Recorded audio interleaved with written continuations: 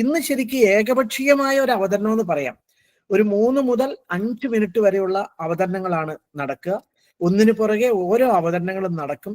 നമ്മുടെ സ്വപ്നം എന്ന് പറയുന്നത് ഈ വർഷത്തെ 25-26 വർഷത്തെ പദ്ധതി രൂപീകരണം നടക്കുമ്പോൾ അതിനകത്ത് ഒരു 50 പ്രോജക്റ്റുകളെങ്കിലും നമ്മുടെ തദ്ദേശ സ്വയംഭരണ സ്ഥാപനങ്ങൾ ഏറ്റെടുക്കണം. അത് നിങ്ങൾ ഗ്രാമസഭ വരുമ്പോൾ പറയണം, ഈ പ്രോജക്റ്റ് എടുക്കണം, നമുക്ക് അത്യാവശ്യമാണ് എന്ന്.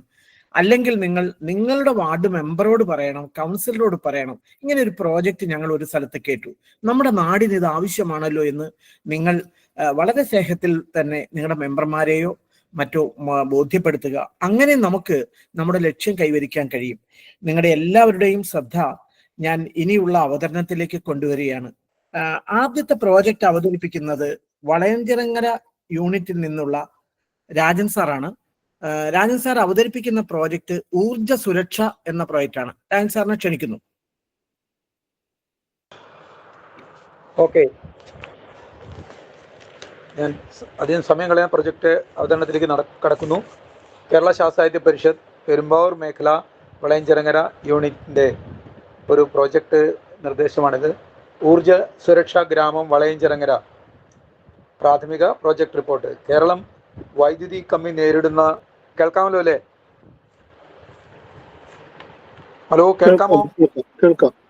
കേരളം വൈദ്യുതി കമ്മി നേരിടുന്ന സംസ്ഥാനമാണ്. വൈദ്യുതി കമ്മി പരിഹരിക്കുന്നതിന് NTPCയിൽ നിന്ന് അമിത വിലയ്ക്ക് വൈദ്യുതി വാങ്ങിയാണ് ഇങ്ങനെയുള്ള നഷ്ടം നികത്തുവാൻ സ്വാഭാവികമായും താരിഫ് വർദ്ധിപ്പിക്കേണ്ടതായി വരുന്നു. ഈ അധികഭാരത്തിന് പുറമെ അശാസ്ത്രീയമായ വൈദ്യുത ഉപഭോഗം വർദ്ധിക്കുകയും സ്ലാബിൽ വരുന്ന വ്യത്യാസം മൂലം ഉപഭോക്താക്കൾ അമിത വൈദ്യുതി ചാർജ് അടയ്ക്കുവാൻ കാരണമാകുന്നു.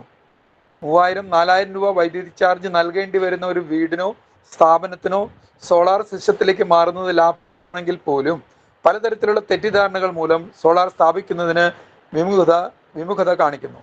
കൃത്യമായ ബോധവൽക്കരണം വഴിയും പ്രായോഗിക അനുഭവങ്ങൾ ഉപഭോക്താക്കൾക്ക് പരിചയപ്പെടുത്തിയും മേൽ സൂചിപ്പിച്ച കാര്യങ്ങൾക്ക് പരിഹാരം കാണാൻ കഴിയുന്നതാണ്.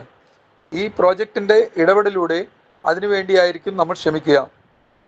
ലക്ഷ്യം 6 മാസത്തിനുള്ളിൽ ചുരുങ്ങിയത് 50 kWh സോളാർ വൈദ്യുതി എങ്കിലും പുതിയതായി ഉൽപ്പാദിപ്പിക്കുക. അതിനായി ഒരു 25 വീട്ടുകാരെ സന്നദ്ധരാക്കുക. സാമ്പത്തിക പിന്തുണയ്ക്കായി ധനകാര്യ സ്ഥാപനങ്ങളെ ബന്ധപ്പെടുത്തുക. ഇപ്പോഴും വിറകടുപ്പ് ഉപയോഗിക്കുന്നവർക്ക് ഇന്ധനക്ഷമത കൂടിയതും താരതമ്യേന ആരോഗ്യകരമായ രീതിയിൽ ഉപയോഗിക്കുവാൻ കഴിയുന്നതുമായ പുകയില്ലാത്ത അടുപ്പുകൾ സ്ഥാപിക്കാൻ സഹായിക്കുക. ഇന്നത്തെ പ്രോജക്റ്റ് മേഖലയിലെ വൈദ്യുതി ഉപയോഗം 15% കുറച്ചു കൊണ്ടുവരുവാനായി ശ്രമിക്കുക. 100 വീടുകൾക്ക് ഇന്ധന ലാഭത്തിനായി ചൂടാറാപ്പെട്ടി ലഭ്യമാക്കുക.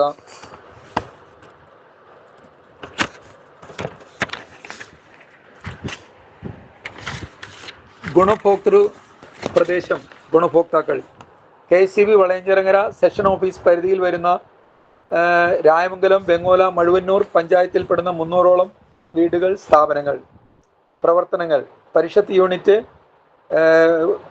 മേഖലാ കമ്മിറ്റി, വിഷയസമിതി യോഗം ഏറ്റെടുക്കാൻ പോകുന്ന പ്രവർത്തനങ്ങളുടെ നാനാവശങ്ങൾ ചർച്ച ചെയ്ത് കരട് പ്രൊജക്റ്റ് എഴുതി തയ്യാറാക്കൽ.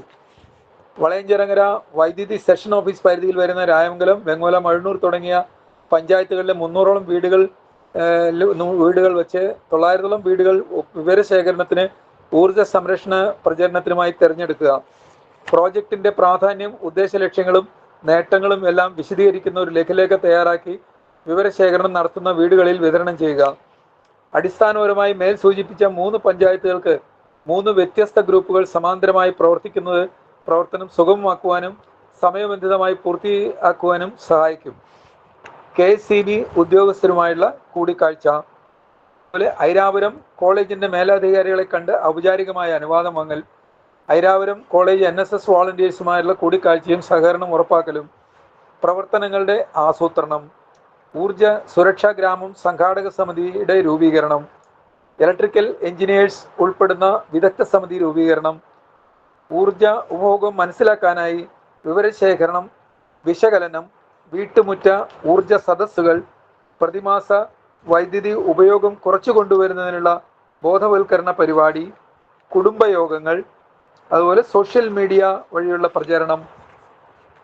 ദക്ഷത കൂടിയ വൈദ്യുതി ഉപകരണങ്ങളുടെ പ്രചാരണം, ബദൽ ഉപകരണങ്ങളുടെ ഉപയോഗം പ്രോത്സാഹിപ്പിക്കുക, ധനകാര്യ സ്ഥാപനങ്ങളുടെ സാമ്പത്തിക പിന്തുണ ഉറപ്പാക്കുക, സോളാർ പ്ലാന്റ് സ്ഥാപിക്കാൻ താല്പര്യമുള്ള വീടുകൾ, സ്ഥാപനങ്ങൾ കണ്ടെത്തി പട്ടിക തയ്യാറാക്കൽ, ഗുണഭോക്താക്കളുടെ സംയുക്ത യോഗം, സാങ്കേതിക വിദഗ്ധരുമായും ധനകാര്യ സ്ഥാപനങ്ങളുമായും മുഖാമുഖം സംശയ നിവാരണം, താല്പര്യമുള്ള ഗുണഭോക്താക്കളുടെ ചുരുക്ക പട്ടിക തയ്യാറാക്കൽ, അനുയോജ്യരായ ഏജൻസിയെ കണ്ടെത്തൽ, കരാർ ഒപ്പുവയ്ക്കൽ, ധനകാര്യ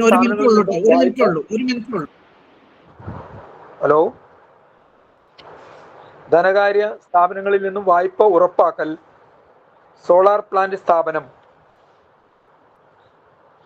സംഘാടനം: വാർഡ് മെമ്പർ, KSCBയിലെ വിരമിച്ച ഉദ്യോഗസ്ഥർ, നിലവിലുള്ള ഉദ്യോഗസ്ഥർ, ഐരാപുരം കോളേജ് അധികൃതർ, Airapuram college NSS coordinator, Kerala ശാസ്ത്ര സാഹിത്യ പരിഷത്തിന്റെ മേഖലാ കമ്മിറ്റി പ്രവർത്തകർ, യൂണിറ്റ് പ്രവർത്തകർ, വേൻ കേശവപിള്ള സ്മാരക വായനശാല പ്രവർത്തകർ, വാർഡ് വികസന സമിതി അംഗങ്ങൾ, ജനപ്രതിനിധികൾ എന്നീ വിഭാഗങ്ങളിലെ പ്രതിനിധികളെ വിളിച്ചു ചേർത്ത് അവരുടെ എല്ലാം പ്രതിനിധികൾ ഉൾപ്പെട്ട സംഘാടക സമിതി രൂപീകരണം.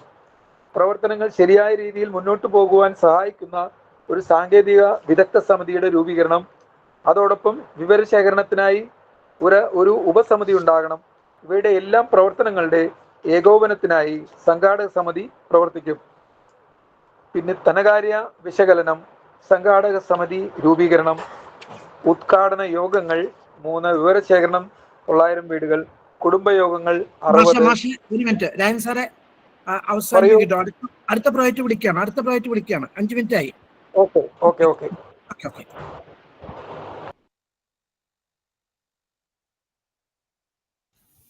അടുത്തത് ശശികല, ജീവിതശൈലി രോഗങ്ങൾ.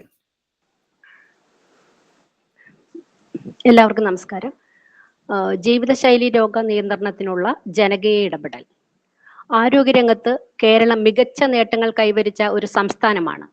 പ്രധാന ആരോഗ്യ സൂചകങ്ങളായ ശിശുമരണ നിരക്ക്, മാതൃമരണ നിരക്ക്, പ്രതീക്ഷിത ജീവിത ദൈർഘ്യ നിരക്ക് എന്നിവയുടെ അടിസ്ഥാനത്തിൽ വിലയിരുത്തുമ്പോൾ കേരളത്തിന്റെ നേട്ടം വികസിത രാജ്യങ്ങളോട് തുലനം ചെയ്യുവാൻ കഴിയുന്നതാണ്.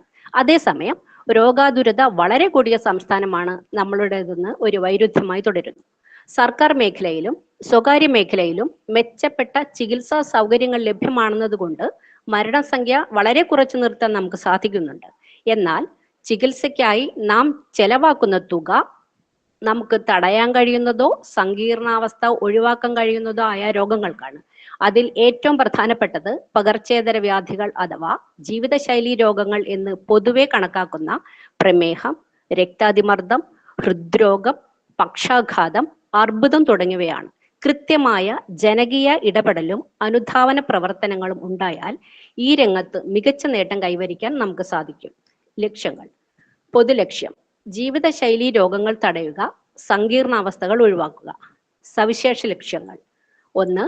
പഞ്ചായത്തിലെ ഒരു വാർഡിൽ പ്രമേഹ രോഗം ബാധിച്ചവരെയും രോഗബാധ സാധ്യത ഉള്ളവരെയും കണ്ടെത്തുക. 2. രോഗം ബാധിച്ചിട്ടുള്ളവർ കൃത്യമായി മരുന്ന് കഴിക്കുന്നുണ്ടോ, ആവശ്യമായ പരിശോധനകൾ നടത്തുന്നുണ്ടോ എന്ന് മനസ്സിലാക്കുക. 3. മരുന്ന് ലഭ്യത കുറവുള്ളവർക്ക് അത് പരിഹരിക്കുന്നതിനുള്ള ഇടപെടൽ നടത്തുക. 4. ഭക്ഷണക്രമം, വ്യായാമം എന്നിവ സംബന്ധിച്ച് കൃത്യമായ അവബോധം നൽകുക. 5. ജീവിതശൈലി രോഗങ്ങളെക്കുറിച്ച് ജനങ്ങൾക്ക് അവബോധം നൽകുക. പ്രവർത്തനങ്ങൾ: ആരോഗ്യ പ്രവർത്തകരുടെ, അതായത് ഹെൽത്ത് ഇൻസ്പെക്ടർ, ആരോഗ്യ വിദഗ്ധർ എന്നിവരുടെ സഹകരണത്തോടെ പരിഷത്ത് യൂണിറ്റ് അംഗങ്ങൾക്ക് പദ്ധതിയുടെ പ്രാധാന്യം, ഏറ്റെടുക്കേണ്ട പ്രവർത്തനങ്ങൾ എന്നിവ സംബന്ധിച്ച് കൃത്യമായ ധാരണ നൽകുക. പദ്ധതി 6 മാസത്തിനുള്ളിൽ പൂർത്തീകരിക്കാൻ പര്യാപ്തമായ വിധത്തിൽ പ്രവർത്തന കലണ്ടർ തയ്യാറാക്കുക. 2. പദ്ധതി നടപ്പിലാക്കാൻ ഉദ്ദേശിക്കുന്ന വാർഡിൽ വാർഡ് മെമ്പറുടെ സഹകരണത്തോടെ വാർഡിലെ പ്രധാന പ്രവർത്തകരുടെ, അതായത് വികസന സമിതി, ജാഗ്രതാ സമിതി, കുടുംബശ്രീ, ആരോഗ്യ കർമ്മസമിതി എന്നിവയിലെ പ്രതിനിധികൾ, ആശാവർക്കർമാർ എന്നിവരുടെ യോഗം വിളിച്ചു ചേർത്ത് പദ്ധതിയുടെ പ്രാധാന്യം വിശദീകരിക്കുകയും തുടർ പ്രവർത്തനങ്ങളിൽ അവരുടെ പങ്കാളിത്തം ഉറപ്പാക്കുകയും ചെയ്യുക. 3. വാർഡിൽ ലിസ്റ്റ് ചെയ്യപ്പെട്ടിട്ടുള്ള പ്രമേഹ രോഗികളുടെ വിവരങ്ങൾ ആശാപ്രവർത്തകരുടെ പക്കൽ നിന്നും ശേഖരിക്കുക. ആദ്യഘട്ടത്തിൽ നിലവിൽ പ്രമേഹ ബാധിതരുടെ വീടുകൾ സന്ദർശിച്ച് അവരുടെ രോഗാവസ്ഥ, മരുന്ന് കഴിക്കൽ, ഭക്ഷണരീതി, വ്യായാമം എന്നിവ സംബന്ധിച്ച് വിവരങ്ങൾ ശേഖരിക്കുക. 5. ഈ വിവരശേഖരണത്തിന്റെ അടിസ്ഥാനത്തിൽ ആവശ്യമായ പ്രവർത്തനങ്ങൾ സംഘടിപ്പിക്കുക. 6. അയൽക്കൂട്ടങ്ങൾ കേന്ദ്രീകരിച്ച് BMI പരിശോധന, രക്തപരിശോധന, ജീവിതശൈലി രോഗങ്ങൾ സംബന്ധിച്ച ക്ലാസുകൾ എന്നിവ സംഘടിപ്പിക്കുക. 7. മാസം തോറും പ്രവർത്തനങ്ങൾ വിലയിരുത്തുകയും തുടർ പ്രവർത്തനങ്ങൾ സംഘടിപ്പിക്കുകയും ചെയ്യുക. ധനകാര്യ വിശകലനം ആകെ 25,000 രൂപ. നേട്ടങ്ങൾ: ദീർഘസ്ഥായി രോഗികളുടെ എണ്ണം കുറയുന്നു. 2. കുടുംബങ്ങളുടെ ചികിത്സാഭാരം കുറയുന്നു. 3. നല്ല ആരോഗ്യശീലം ജനങ്ങളിൽ വളരുന്നു. മോണിറ്ററിംഗ്: വാർഡ് തലത്തിൽ ആരോഗ്യരംഗത്ത് പ്രവർത്തിക്കുന്ന 3 പേരെ ഉൾപ്പെടുത്തി പ്രതിമാസ വിലയിരുത്തൽ നടത്തണം. നിലവിൽ ആലുവ മുനിസിപ്പാലിറ്റിയിലെ 25-ാം വാർഡിലും കടുങ്ങല്ലൂർ പഞ്ചായത്തിലെ 13-ാം വാർഡ് കൈന്തിക്കരയിലും ഈ പദ്ധതി നടന്നുവരുന്നു. നന്ദി.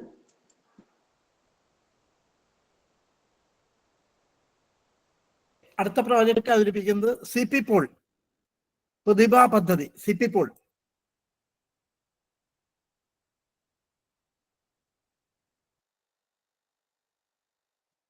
CP പോൾ ഇല്ല എന്ന് വിചാരിക്കും. ഓക്കെ. പ്രോജക്റ്റിന്റെ പേര് മക്കൾക്കൊപ്പം മാതാപിതാക്കൾ എന്നാണ് പേരിട്ടിരിക്കുന്നത്. വിദ്യാഭ്യാസ മേഖലയുമായി ബന്ധപ്പെട്ടൊരു പ്രോജക്റ്റാണ്. ആമുഖത്തിലേക്ക് കടക്കുകയാണ്. ഗുണമേന്മയുള്ള വിദ്യാഭ്യാസം 8ാം ക്ലാസ് വരെയുള്ള കുട്ടികളുടെ മൗലിക അവകാശമായി പ്രഖ്യാപിക്കപ്പെട്ട രാജ്യമാണ് ഇന്ത്യ. ഈ നിയമം നിലവിൽ വന്ന് 15 വർഷങ്ങൾ പിന്നിട്ടെങ്കിലും ഇത് പൂർണ്ണ തോതിൽ നടപ്പിലാക്കുന്ന കാര്യത്തിൽ കേരളവും ഏറെ പിന്നിലാണ്.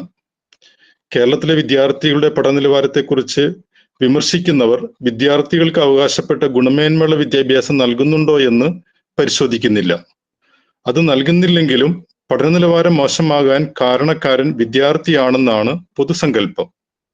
യഥാർത്ഥത്തിൽ കുട്ടിക്ക് ഗുണമേന്മയുള്ള വിദ്യാഭ്യാസം നൽകുന്നതിൽ സർക്കാരിനും പൊതുസമൂഹത്തിനും മാതാപിതാക്കൾക്കും പ്രധാന പങ്ക് വഹിക്കാനുണ്ട്. പഠനത്തിൽ മാതാപിതാക്കളുടെ ശ്രദ്ധയും പിന്തുണയും കിട്ടുന്ന കുട്ടികളിൽ 60% കൂടുതൽ കുട്ടികളും മികച്ച നിലവാരം പുലർത്തുന്നതായി കണ്ടെത്താൻ കഴിഞ്ഞിട്ടുണ്ട്. എന്നാൽ ഈ ശ്രദ്ധയോ പിന്തുണയോ ലഭിക്കാത്ത കുട്ടികളിൽ ഭൂരിപക്ഷം കുട്ടികളും പഠനത്തിൽ പിന്നോക്കം പോകുന്നതായും കണ്ടെത്താൻ കഴിഞ്ഞിട്ടുണ്ട്. ഇതിന്റെ അടിസ്ഥാനത്തിൽ മാതാപിതാക്കൾക്ക് ആവശ്യമായ പിന്തുണ സഹായം നൽകി മക്കളുടെ വിദ്യാഭ്യാസത്തിൽ അവർക്ക് ആവശ്യമായ ശ്രദ്ധയും പിന്തുണയും നൽകുന്നതിന് മാതാപിതാക്കളെ പ്രാപ്തരാക്കുകയും അതിലൂടെ മക്കളുടെ വിദ്യാഭ്യാസ നിലവാരം മെച്ചപ്പെടുത്തുകയും ചെയ്യുക എന്നതാണ് ഈ വിദ്യാഭ്യാസ പരിപാടിയുടെ മുഖ്യ ലക്ഷ്യം. 1 മുതൽ 4 വരെ ക്ലാസ്സുകളിൽ പഠിക്കുന്ന വിദ്യാർത്ഥികളും അവരുടെ മാതാപിതാക്കളുമാണ് ഈ പദ്ധതിയുടെ ഗുണഭോക്താക്കൾ.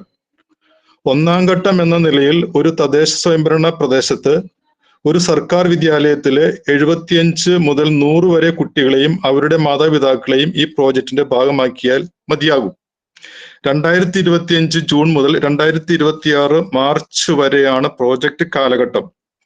മാസത്തിലൊരിക്കൽ മാതാപിതാക്കൾക്കുള്ള ശാക്തീകരണ പരിപാടി, മാസത്തിലൊരിക്കൽ ക്ലാസ് PTA, നിരന്തര മൂല്യനിർണയത്തിന് കൂടുതൽ പ്രാധാന്യം നൽകുന്ന രീതി, കുട്ടികളുടെ പഠന നിലവാരം മെച്ചപ്പെടുന്നുണ്ടോ എന്നുള്ള പരിശോധന, ഇതിൽ മാതാപിതാക്കളുടെ പങ്കാളിത്തം ഉറപ്പുവരുത്തൽ, ഇതെല്ലാം ഇതിന്റെ സംഘാടനവുമായി ബന്ധപ്പെട്ട് നടക്കുന്ന വിവിധ പ്രവർത്തനങ്ങളാണ്.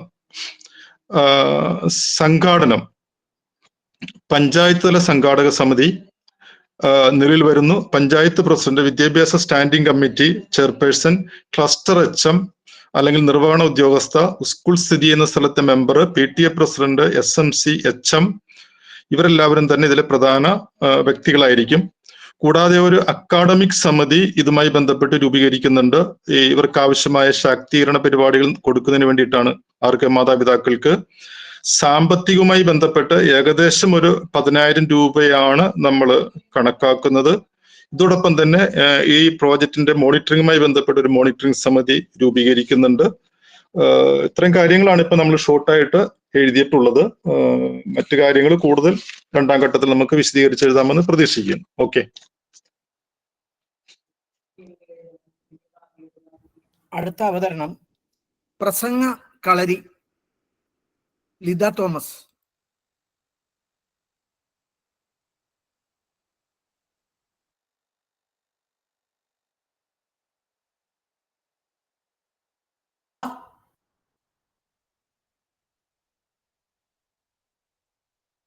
ലിത തോമസ്. അക്കൗണ്ട് ചെയ്യാം. Litha Thomas. Okay sir. Okay. ഒരു വേദിയിൽ നിന്ന് ആളുകളെ അഭിമുഖീകരിച്ച് സംസാരിക്കേണ്ടി വരുമ്പോൾ നേരിടേണ്ടി വരുന്ന പ്രശ്നങ്ങൾ പരിഹരിക്കാനും ആത്മവിശ്വാസത്തോടെ ആശയവ്യക്തത കൈവരിക്കാനും സഹായിക്കുന്ന ഒരു പദ്ധതിയാണ് പ്രസംഗ പഠന കളരി. ഇതിന്റെ പ്രധാന ലക്ഷ്യം എന്ന് പറയുന്നത് സ്ത്രീ ശാക്തീകരണമായതുകൊണ്ട് തന്നെ ഇതിന്റെ ഗുണഭോക്താക്കൾ എന്ന് പറയുന്നത് 18 വയസ്സിനും 65 വയസ്സിനും ഇടയിൽ പ്രായമുള്ള സ്ത്രീജനങ്ങൾ തന്നെയാണ്. ഇത് നമ്മൾ ഒരു വാർഡിൽ നിന്ന് 10 പേര് വീതം അങ്ങനെ എല്ലാ വാർഡുകളിൽ നിന്നുമുള്ള വനിതകളെ സംഘടിപ്പിച്ച് 3 ബാച്ചുകളിലാക്കി നമുക്ക് 3 ദിവസങ്ങളിൽ നടത്താവുന്ന ഒരു പരിശീലന പദ്ധതിയാണ് ഇത്. 3 കേന്ദ്രങ്ങളിലായി, അതായത് പഞ്ചായത്തിന്റെ പരിധിയിൽ വരുന്ന 3 കേന്ദ്രങ്ങളിലായി 2 ഘട്ടമായുള്ള ഈ പരിശീലന പരിപാടി എന്ന നിലയിൽ ഇത് സംഘടിപ്പിച്ചാൽ നന്നായിരിക്കും. ഫാക്കൽറ്റി ഫീ, ഭക്ഷണം ഉൾപ്പെടെയുള്ള ഉള്ളവയ്ക്കായിട്ട് നമുക്ക് നീക്കിയിരിക്കേണ്ടി വരുന്ന മൊത്തം തുക എന്ന് പറയുന്നത് 45,000 രൂപയാണ്. ഇത് നമ്മൾ കടുങ്ങല്ലൂർ പഞ്ചായത്തില് വളരെ വിജയകരമായി പൂർത്തിയാക്കാൻ കഴിഞ്ഞ ഒരു പദ്ധതിയാണ്. Thank you. അടുത്തത് വയോസൗഹൃദ തിരുവാണിയൂർ. അവതരിപ്പിക്കുന്നത് പ്രൊഫസർ പി ആർ രാഘവൻ. പ്രിയപ്പെട്ടവരെ, ഞാൻ തിരുവാണിയൂർ ഗ്രാമപഞ്ചായത്തിന്റെ ആസൂത്രണ സമിതി വൈസ് ചെയർമാൻ കൂടിയാണ്. ശാസ്ത്ര സാഹിത്യ പരിഷത്തിന്റെ പ്രവർത്തനം കൂടിയാണ്. ഞങ്ങളിപ്പോൾ കഴിഞ്ഞ വർഷം തുടങ്ങിയ പ്രോജക്റ്റാണ്, ഇപ്പോൾ നടപ്പിലാക്കിക്കൊണ്ടിരിക്കുന്നതാണ്. വയോജന സൗഹൃദ തിരുവാണിയൂർ എന്നാണ് പ്രോജക്റ്റിന്റെ പേര്. ഞങ്ങളുടെ പഞ്ചായത്തിൽ നമ്മുടെ സർവേ നടത്തിയപ്പോൾ, വീടുകൾ കയറി സർവേ നടത്തിയപ്പോൾ 4250 പേരാണ് വയോജനങ്ങളായിട്ടുള്ളത്. 60 വയസ്സിൽ മേലെ പ്രായമുള്ളവർ. ജനസംഖ്യ 25,327 2011 കണക്കനുസരിച്ച്. അപ്പോൾ 16.7% ആളുകൾ വയോജനങ്ങളാണ്. അപ്പോൾ പ്രവർത്തനങ്ങൾ മാത്രമാണ് പറയുന്നത്. അതിനു മുമ്പായിട്ട് ലക്ഷ്യം പഞ്ചായത്തിലെ മുതിർന്ന പൗരന്മാരുടെ ശാരീരിക മാനസിക ആരോഗ്യത്തെ കണ്ടുകൊണ്ടുള്ള പ്രവർത്തനങ്ങൾ സംഘടിപ്പിക്കുക എന്നതാണ്. പ്രധാനമായിട്ട് നമ്മൾ ഇതിന് നേതൃത്വം കൊടുക്കുന്നതിന് വേണ്ടി പഞ്ചായത്ത് തലത്തിൽ ഒരു വയോജന സമിതി രൂപീകരിച്ചു. അതിന് ചെയർമാൻ പഞ്ചായത്ത് പ്രസിഡന്റ്, ക്ഷേമകാര്യ സ്റ്റാൻഡിംഗ് കമ്മിറ്റി ചെയർമാൻ, എൻ്റെ വൈസ് ചെയർമാൻ, സന്നദ്ധ പ്രവർത്തകർ, അങ്ങനെ ഒരു 15 പേരടങ്ങുന്ന ഒരു സമിതിയാണ് ഇതിന്റെ പ്രവർത്തനങ്ങൾ നിയന്ത്രിക്കുന്നത്, മോണിറ്റർ ചെയ്യുന്നത്. നമ്മുടെ ലക്ഷ്യം എന്ന് പറയുന്നത് 16 വാർഡിലായിട്ട് 32 വയോ ക്ലബ്ബുകൾ രൂപീകരിച്ചു. ഒരു വാർഡിൽ 2 വീതം. അപ്പോൾ വയോജനങ്ങൾക്ക് ഒത്തുകൂടാനുള്ള 2 ഇടങ്ങൾ ആദ്യമേ തീരുമാനിച്ചു, 32. അത് 32 വാർഡുകളിലും വയോ ക്ലബ്ബുകൾ കൂടിക്കൊണ്ടിരിക്കുന്നു എന്നതാണ് തുറന്നു പറയേണ്ട ഒരു കാര്യം. 2, ഇവരെ സഹായിക്കുന്നതിന് വേണ്ടി വയോ മെന്റർമാർ എന്ന രീതിയിൽ 32 സന്നദ്ധരായ, എല്ലാവരും തന്നെ സ്ത്രീകളാണ്, പുരുഷന്മാരുണ്ടെന്ന് മാത്രമേ ഉള്ളൂ, കണ്ടെത്തി. അവർക്ക് മാസം 1000 രൂപ ഒരു ചെറിയ പോക്കറ്റ് മണി കൊടുക്കും. എന്നിട്ട് 2 പ്രാവശ്യം മാസത്തിൽ, ഒരു മാസത്തിൽ 2 പ്രാവശ്യം കൂടും. ഒരു പ്രാവശ്യം കൂടുന്നത് നമ്മൾ കൊടുക്കുന്ന പരിശീലനത്തിന്റെ വെളിച്ചത്തിലുള്ള ഉല്ലാസ പരിപാടികളാണ്. പിന്നെ കുറച്ച് ഗൗരവമുള്ള പരിപാടികൾ, ആരോഗ്യ പരിശോധന, അങ്ങനെയുള്ള കുറച്ച് ക്ലാസ്സുകൾ ഉള്ള പരിപാടികളാണ്. അപ്പോൾ 2 പ്രാവശ്യം കൂടുക എന്നതാണ് ഒരു കാര്യം. ഇപ്പോൾ കൂടിക്കൊണ്ടിരിക്കുകയാണ്. പിന്നെ ചെയ്യാൻ ഉദ്ദേശിക്കുന്ന കാര്യങ്ങൾ, ഒന്ന് പ്രാഥമിക ആരോഗ്യ പരിശോധന, ബ്ലഡ് ഷുഗർ, അതുപോലെ തന്നെ പ്രഷർ, അങ്ങനെയുള്ളത്. അത് ഫാമിലി ഹെൽത്ത് സെൻ്ററുമായിട്ട് ബന്ധപ്പെട്ട് അത് വാർഡുകളിൽ ചെന്ന് നടത്താനുള്ള പരിപാടികൾ നടന്നുകൊണ്ടിരിക്കുന്നു. പിന്നെ വയോജനങ്ങൾക്ക് ലഘുവായ കാർഷിക പ്രവർത്തനങ്ങളിൽ ഏർപ്പെടാനുള്ള, ഇപ്പോൾ നമ്മളൊരു പപ്പയ പ്രോജക്റ്റാണ് എടുക്കുന്നത്. എല്ലാവർക്കും ആ വയോ ക്ലബിൻ്റെ നേതൃത്വത്തിൽ പപ്പയ കൃഷി ചെയ്യുന്നു. അത് തുടങ്ങിയിട്ടില്ല, അങ്ങനെ ആലോചിക്കുന്നതാണ്. പിന്നെ വേറൊന്ന്, കാന്താരിത്തൈ കൊടുത്തുകൊണ്ട് ഈ ഒരു തമാശന് വേണ്ടിയെന്ന് വേണമെങ്കിൽ പറയാം, അങ്ങനെ കൃഷിയായിട്ട് ബന്ധപ്പെട്ട് ലഘുവായ പരിപാടി ചെയ്യാൻ ആഗ്രഹിക്കുന്നു. പിന്നെ ഒറ്റയ്ക്ക് താമസിക്കുന്ന വൃദ്ധജനങ്ങൾക്ക് പെട്ടെന്ന് ഹോസ്പിറ്റലിൽ പോകേണ്ട വന്നാൽ അവർക്ക് സൗകര്യം കൊടുക്കാനുള്ള പരിപാടി. നിർദ്ധരായ വയോജനങ്ങൾക്ക് സൗജന്യ നിരക്കിൽ മരുന്നുകൾ ലഭ്യമാകുന്ന പരിപാടി. പിന്നെ വാർഡ് തല വാട്സപ്പ് ഗ്രൂപ്പുകൾ. പിന്നെ ഹെൽത്തി ഏജിങ്, ആരോഗ്യത്തോടെ പ്രായമാകാം എന്നുള്ള ആശയത്തെ കേന്ദ്രീകരിച്ചുള്ള ക്ലാസ്സുകൾ. അതിലിപ്പോൾ ഗവൺമെന്റ് ആയുർവേദ കോളേജ് തൃപ്പൂണിത്തുറ ഒരു വർഷത്തേക്ക് എല്ലാ വാർഡിലും വന്ന് അവിടുത്തെ ഡോക്ടർമാർ വന്ന് പരിശോധിച്ച് സൗജന്യമായി ആയുർവേദ മരുന്നുകൾ തരാമെന്ന് ഉള്ള കരാറിൽ ഒപ്പിടാൻ പോവുകയാണ്. വരുന്ന Cochin university centre for neuro സയൻസിന്റെ സഹായത്തോടെ മെമ്മറി ക്ലിനിക്കുകൾ, ഇപ്പോൾ ഡിമെൻഷ്യ, അൽഷിമേഴ്സ് തുടങ്ങിയ രോഗങ്ങൾ വരാതിരിക്കാനുള്ള ചെറിയ എക്സസൈസ് തുടങ്ങിയ മെമ്മറി ക്ലിനിക്കുകൾ പ്ലാൻ ചെയ്തിട്ടുണ്ട്.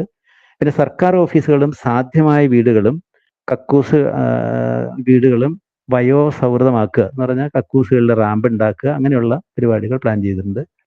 പിന്നെ പഞ്ചായത്തിലെ വയോജന കലാമേള കഴിഞ്ഞ വർഷം സംഘടിപ്പിച്ച് നല്ല വിജയമായിരുന്നു, ഈ വർഷം പ്ലാൻ ചെയ്തിട്ടുണ്ട്. പിന്നെ വയോ മെന്റർമാർക്ക് വേണ്ടിയിട്ട് എല്ലാ മാസവും പരിശീലനങ്ങളുണ്ട്. പിന്നെ ഒരു ടൂർ പ്ലാൻ ചെയ്തിട്ടുണ്ട്, ഇടുക്കി. അതുപോലെ വേറൊന്ന് മെട്രോ, ജലമെട്രോയും മറ്റേ മെട്രോയിൽ കയറാത്തവർക്ക് വേണ്ടിയിട്ട് ടൂറ്, അത് അവരുടെ ചെലവിലാണ്. പിന്നെ ഒരു വയോ പഞ്ചായത്ത് അടുത്ത വർഷത്തെ പ്രോജക്റ്റുകൾ നിർദ്ദേശിക്കുന്നതിന് വേണ്ടി ഒരു ക്ലബിൽ നിന്ന് ഒരാൾ വീതം അങ്ങനെ 32 പേരടങ്ങുന്ന വയോ പഞ്ചായത്ത് രൂപീകരിച്ചിട്ടുണ്ട്. അതിന്റെ കൺവീനർ ICD സൂപ്പർവൈസറാണ്. പിന്നെ കോർഡിനേറ്റർ ഉണ്ട്, സന്നദ്ധ പ്രവർത്തകരുണ്ട്.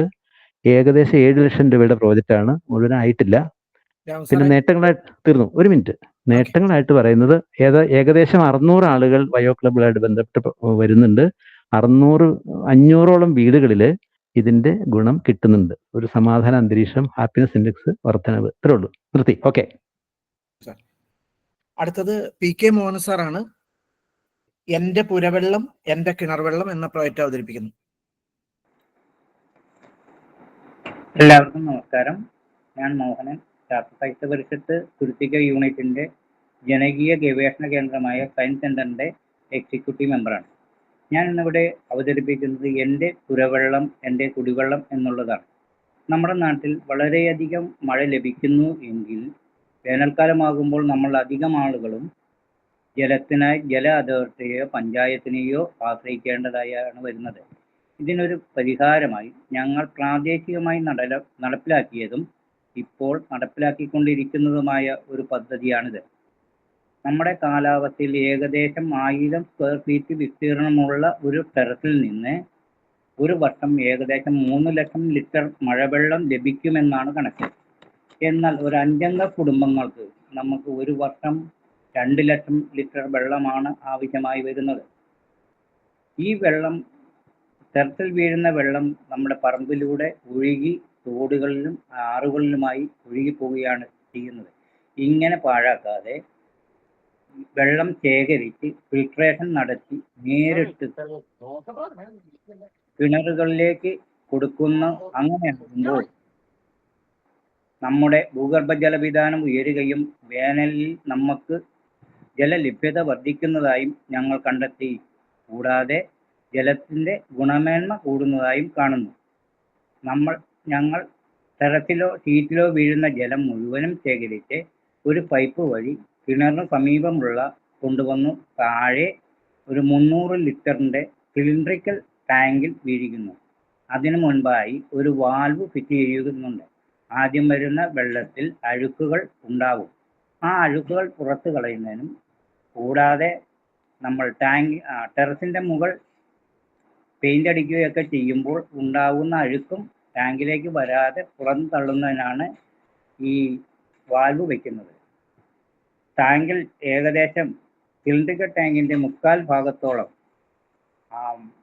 ചരിവുള്ള വശത്തിൻ്റെ താഴെയായി 6ആയി ഭാഗിച്ചിട്ട് അതിൽ 5 ഭാഗമാണ് നമ്മൾ ഏറ്റവും അടിയിലായി 6mm മെറ്റിലും അതിൻ്റെ മുകളിലായി 4mm മെറ്റിലും അതിൻ്റെ മുകളിലായി ഇരട്ടക്കരിയും അതിൻ്റെ മുകളിലായി 4mm മെറ്റിലും വീണ്ടും 6mm മെറ്റിലുമാണ് ഇടുന്നത്.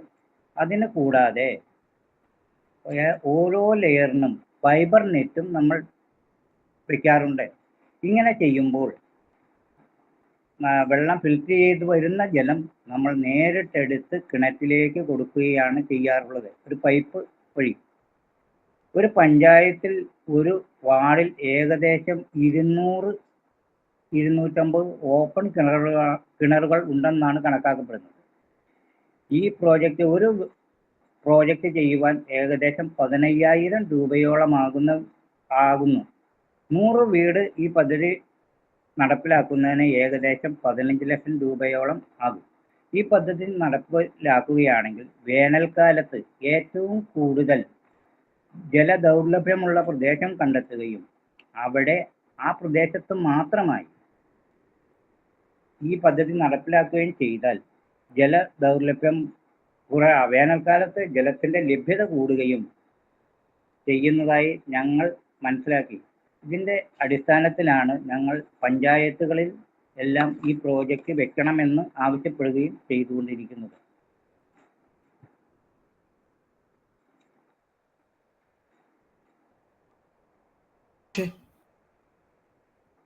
അടുത്തത് ക്ഷീരസമൃദ്ധി, AK രഞ്ജൻ.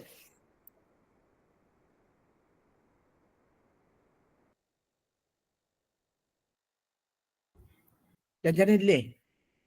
ഉണ്ട്. എല്ലാവർക്കും നമസ്കാരം. വാതിൽപ്പടി പാൽ വിതരണമാണ് അല്ല ആമുഖം. കേരള ശാസ്ത്ര സാഹിത്യ പരിഷത്തിന്റെ ശാസ്ത്രം ജനനന്മയ്ക്ക് ശാസ്ത്രം നവകേരളത്തിന്റെ ക്യാമ്പയിൻ ഭാഗമായി കൂട്ടുളി ഗ്രാമപഞ്ചായത്തിലെ കാർഷിക മേഖലയിലെ പ്രധാന ഉപവിഭാഗമായ മൃഗസംരക്ഷണ മേഖലയാണ് പഠനത്തിന് വേണ്ടി തിരഞ്ഞെടുത്തത്. എറണാകുളം ജില്ലയിലെ കൂട്ടുളി ഗ്രാമപഞ്ചായത്തിന് ജനസംഖ്യ 42,854 2014 സെൻസസ്. ആകെ വാസഗൃഹങ്ങൾ 15,431. ഡീലിമിറ്റേഷൻ കമ്മീഷൻ നിലവിലുള്ള വാർഡ് 24 വിജ്ഞാപനം ചെയ്ത് തുടർന്നവയും നടത്തുന്നു. കേരള ശാസ്ത്ര സാഹിത്യ പരിഷത്ത് പറൂർ മേഖലയിൽ കൈതാര യൂണിറ്റിന്റെ നേതൃത്വത്തിൽ കൂട്ടുള്ളി വികസന സമിതി കൂട്ടുള്ളി ഗ്രാമപഞ്ചായത്ത് ധനസമിതി അംഗങ്ങളുടെ സഹകരണത്തോടെയാണ് സർവേ നടത്തിയത്. 2022 ജൂൺ ആദ്യവാരം ആരംഭിച്ച പഠന പ്രവർത്തനങ്ങൾ 2022 ഡിസംബറിലാണ് പൂർത്തീകരിച്ചത്. പഠനത്തിന്റെ ഭാഗമായി നിരവധിയായ പ്രശ്നങ്ങൾ തീറ്റപ്പുൽ 10 മെട്രിക് ടൺ വേണ്ടിടത്ത് 2 മെട്രിക് ടൺ പോലും ലഭ്യതയില്ല, ശാസ്ത്രീയമായ പരിചരണത്തിന്റെ അഭാവം, സംസ്ഥാന ശരാശരിയിൽ താഴെയുള്ള ഉൽപാദനക്ഷമത, വിപണി സാധ്യതകൾ, പാൽ ലഭ്യത സംസ്ഥാന ശരാശരിയുടെ 4 പോലുമില്ല, ക്ഷീരകർഷകരുടെ പ്രയാസങ്ങൾ, ബുദ്ധിമുട്ടുകൾ, ഇങ്ങനെ എല്ലാ പ്രശ്നങ്ങളും ഇവിടെ പ്രതിപാദിക്കുന്നില്ല. ഇന്ത്യയിൽ 20.5 ദശലക്ഷം ജനങ്ങളുടെ ഉപജീവന മാർഗമാണ് മൃഗസംരക്ഷണ മേഖല. 14% ഗ്രാമീണ കുടുംബങ്ങളുടെയും 2/3 ഗ്രാമീണ ജനങ്ങളുടെയും ഉപജീവന ഉപാധിയാണ്. രാജ്യത്തെ 8.8% ജനങ്ങൾ തൊഴിൽ നൽകുന്നുണ്ട്. കൂട്ടുള്ളി പഞ്ചായത്തിൽ ജനസംഖ്യയുടെ 1.3% മാത്രമാണ് ക്ഷീരമേഖലയെ ആശ്രയിക്കുന്നത്. 1% കുടുംബങ്ങൾ പോലും ക്ഷീരമേഖലയിൽ തൊഴിലെടുക്കുന്നില്ല. ഇത് അഖിലേന്ത്യാ ശരാശരിയുടെ 14.1 പോലുമില്ല. കേരളത്തിൽ പാലുൽപാദനം ആവശ്യത്തിന് കുറവാണ്. ഇത് നികത്തുന്നത് തൊട്ടടുത്ത സംസ്ഥാനങ്ങളിൽ നിന്നാണ്. കൂട്ടുള്ളി പഞ്ചായത്തിൽ ഉൽപാദനം 2.5 മെട്രിക് ടൺ ആണ്. ആവശ്യം 12 മെട്രിക് ടൺ ആണ്. ഇതിൽ 5.9 മെട്രിക് ടൺ ഏതാണ്ട് 72.3% മിൽമയാണ് സപ്ലൈ ചെയ്യുന്നത്. 1.28 മെട്രിക് ടൺ 15.7% കർഷകർ നേരിട്ട് വിപണനം ചെയ്യുന്നു. 0.2 മെട്രിക് ടൺ 2.5% പള്ളിയാറ്റൽ സർവീസ് സഹകരണ ബാങ്ക് ചെറിയ തുള്ളിയിൽ വിപണനം ചെയ്യുന്നു. 5 പാലുൽപാദക സഹകരണ സംഘങ്ങൾ 1.04 മെട്രിക് ടൺ ശേഖരിക്കുന്നു. ഇതിൽ 0.78 മെട്രിക് ടൺ അതായത് 9.5% പ്രാദേശികമായി വിപണനം ചെയ്യുന്നു. സംഘം ശേഖരിക്കുന്നതിൽ 0.26 മെട്രിക് ടൺ മിൽമയ്ക്ക് ലിറ്ററിന് 46 രൂപയ്ക്ക് നൽകുന്നു. ഇതാകെ എടുത്താൽ 8.2 മെട്രിക് ടണ്ണായാണ് പഞ്ചായത്തിൽ വിപണനം നടക്കുന്നത്. ദാരിദ്ര്യ നിർമ്മാർജ്ജനത്തിൽ സുപ്രധാന പങ്കുവഹിക്കുന്ന ദൈനംദിന വരുമാനം ഉറപ്പു നൽകുന്ന ഈ മേഖല ആളുകൾക്ക് പോഷകാഹാരം നൽകുന്നതോടൊപ്പം തന്നെ ഗ്രാമീണ മേഖലയിലെ ദുർബല വിഭാഗങ്ങൾ, സ്ത്രീകൾ എന്നിവർക്ക് തൊഴിൽ പ്രദാനം ചെയ്യുന്നതടക്കം സാധാരണക്കാരിൽ ഒട്ടേറെ തൊഴിലവസരങ്ങൾ സൃഷ്ടിക്കുന്നതിന് ഈ മേഖലയ്ക്ക് കഴിയും.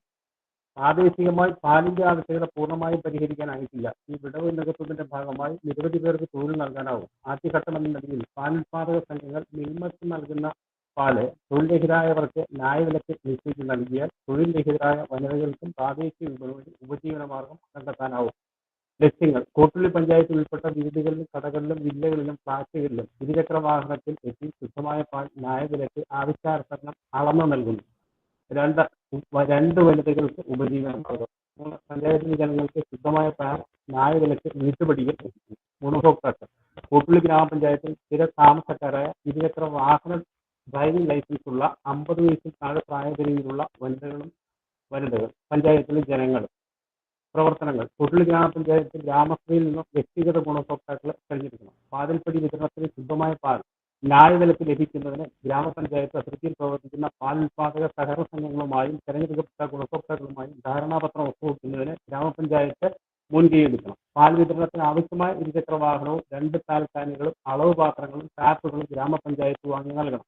ധാരണാപത്രത്തിൽ ഒപ്പുവെച്ച സംഘങ്ങളിൽ നിന്നും അതിരാവിലെ ഇരുചക്ര വാഹനത്തിൽ ഉറപ്പിച്ച പാൽ കാനുകളിൽ പാൽ ശേഖരിച്ച് പഞ്ചായത്ത് അതിർത്തിയിലുള്ള വീടുകളിലും കടകളിലും വില്ലകളിലും ഫ്ളാറ്റുകളിലും അളവ് പാത്രത്തിൽ അളന്ന് ആവശ്യക്കാർക്ക് ഗുണമേന്മ ഉറപ്പാക്കി ന്യായവിലയ്ക്ക് പാൽ നൽകുക. ഇരുചക്ര വാഹനം ഉള്ളവർക്ക് 2 പാൽ കാനുകളും അളവ് പാത്രങ്ങളും ടാപ്പുകളും ഗ്രാമപഞ്ചായത്ത് വാങ്ങി നൽകണം. ക്ഷീരസാഗർ എന്ന പേരിൽ നടത്തുന്ന ഈ പ്രോജക്ടിന്റെ വിജയത്തിന് ശ്രദ്ധേയമായ പ്രചാരണം കിട്ടുന്ന നിലയിൽ ഗ്രാമപഞ്ചായത്ത് പദ്ധതി സംഘാടനം കൂട്ടുള്ളി ഗ്രാമപഞ്ചായത്ത് നിശ്ചയിച്ചു നൽകുന്ന പദ്ധതി നിർവഹണ ഉദ്യോഗസ്ഥൻ അല്ലെങ്കിൽ ഉദ്യോഗസ്ഥനായിരിക്കും നിർവഹണം നടത്തുന്നത്. ധനകാര്യ വിശകലനം: ഒരു യൂണിറ്റ് കോസ്റ്റ് 1,30,000 രൂപ.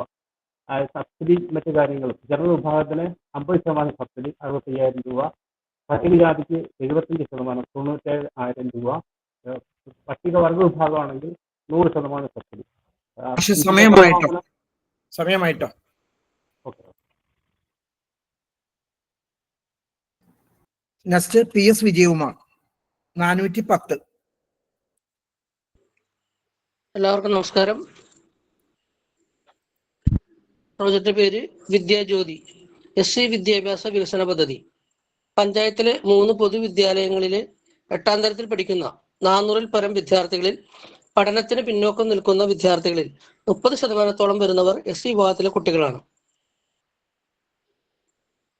ഇവർക്ക് മതിയായ പരിശീലനം നൽകി മറ്റുള്ള വിഭാഗക്കാർക്കൊപ്പം ഉയർന്ന റിസൾട്ട് ലഭിക്കുന്നവരായി മാറ്റാൻ നിലവിലെ ഭൗതിക സാഹചര്യങ്ങൾ പ്രയോജനപ്പെടുത്തി അഭിമാനാർഹമായ നേട്ടത്തിന് പ്രാപ്തമാക്കുന്ന പദ്ധതിയാണിത്.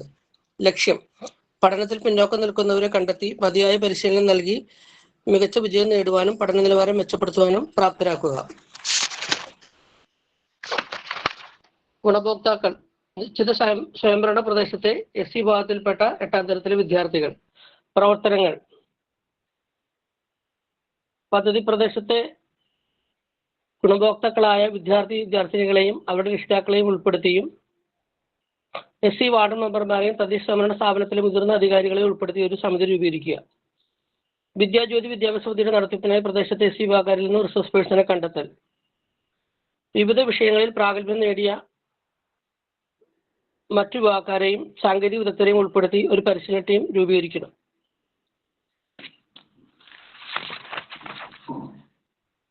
പണം ചിലവാക്കേണ്ടവ. വിദ്യാജ്യോതി പദ്ധതിക്കായി തിരഞ്ഞെടുത്ത കെട്ടിടത്തിൽ ഫർണിച്ചർ സൗകര്യങ്ങൾ ഒരുക്കുക, പഠനോപകരണങ്ങൾ തയ്യാറാക്കുക, അവധി ദിവസങ്ങൾ പഠനത്തിനായി കണ്ടെത്തുക. സംഘാടനം തദ്ദേശ സ്വയംഭരണ സ്ഥാപനത്തിലെ ഉന്നതാധികാരികളും ജനപ്രതിനിധികളും വിദഗ്ധരും SC മെമ്പർമാരും മികച്ച അക്കാദമിക് നിലവാരമുള്ള പരിശീലകരും രക്ഷിതാക്കളും അടങ്ങുന്ന സമിതി. ധനകാര്യ വിശകലനം. റിഫ്രഷ്മെന്റ് പഠിതാക്കൾക്ക് 20,000 രൂപയും പഠനോപകരണങ്ങൾക്കായിട്ട് 20,000 രൂപയും ഉൾപ്പെടെ 40,000 രൂപ ചെലവ് വരുന്നു. നേട്ടങ്ങൾ. വിദ്യാജ്യോതി പദ്ധതിയുടെ ഭാഗമായി പദ്ധതി പ്രദേശത്തെ SC വിഭാഗ വിദ്യാർത്ഥികൾക്കിടയിൽ വിജയശതമാനം ഉയർത്താൻ കഴിയുന്നു. മോണിറ്ററിംഗ്. തദ്ദേശ സ്വയംഭരണ സ്ഥാപനത്തിലെ തലവന്മാർ, ഉദ്യോഗസ്ഥന്മാർ, SC മെമ്പർമാർ ഉൾപ്പെടെ ഒരു സമിതിയുടെ മോണിറ്ററിംഗ് അത്യന്താപേക്ഷിതമാണ്. നമസ്കാരം.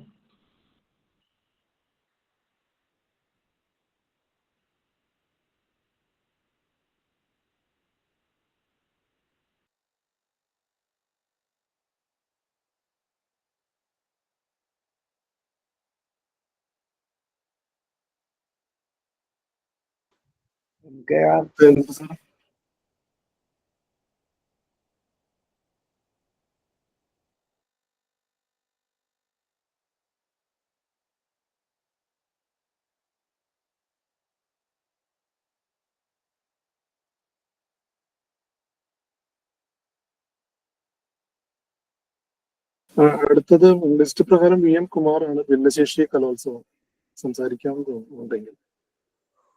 Project number 411.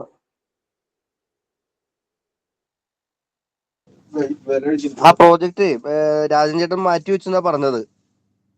അടുത്തത് എടുക്കാം.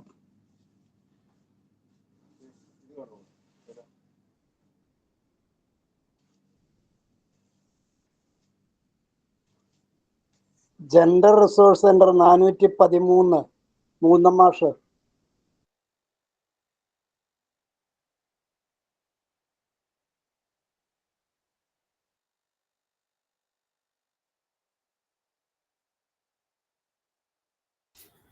മൂന്നമാഷ് ഉണ്ടായിരുന്നല്ലോ ഇതിനകത്ത്.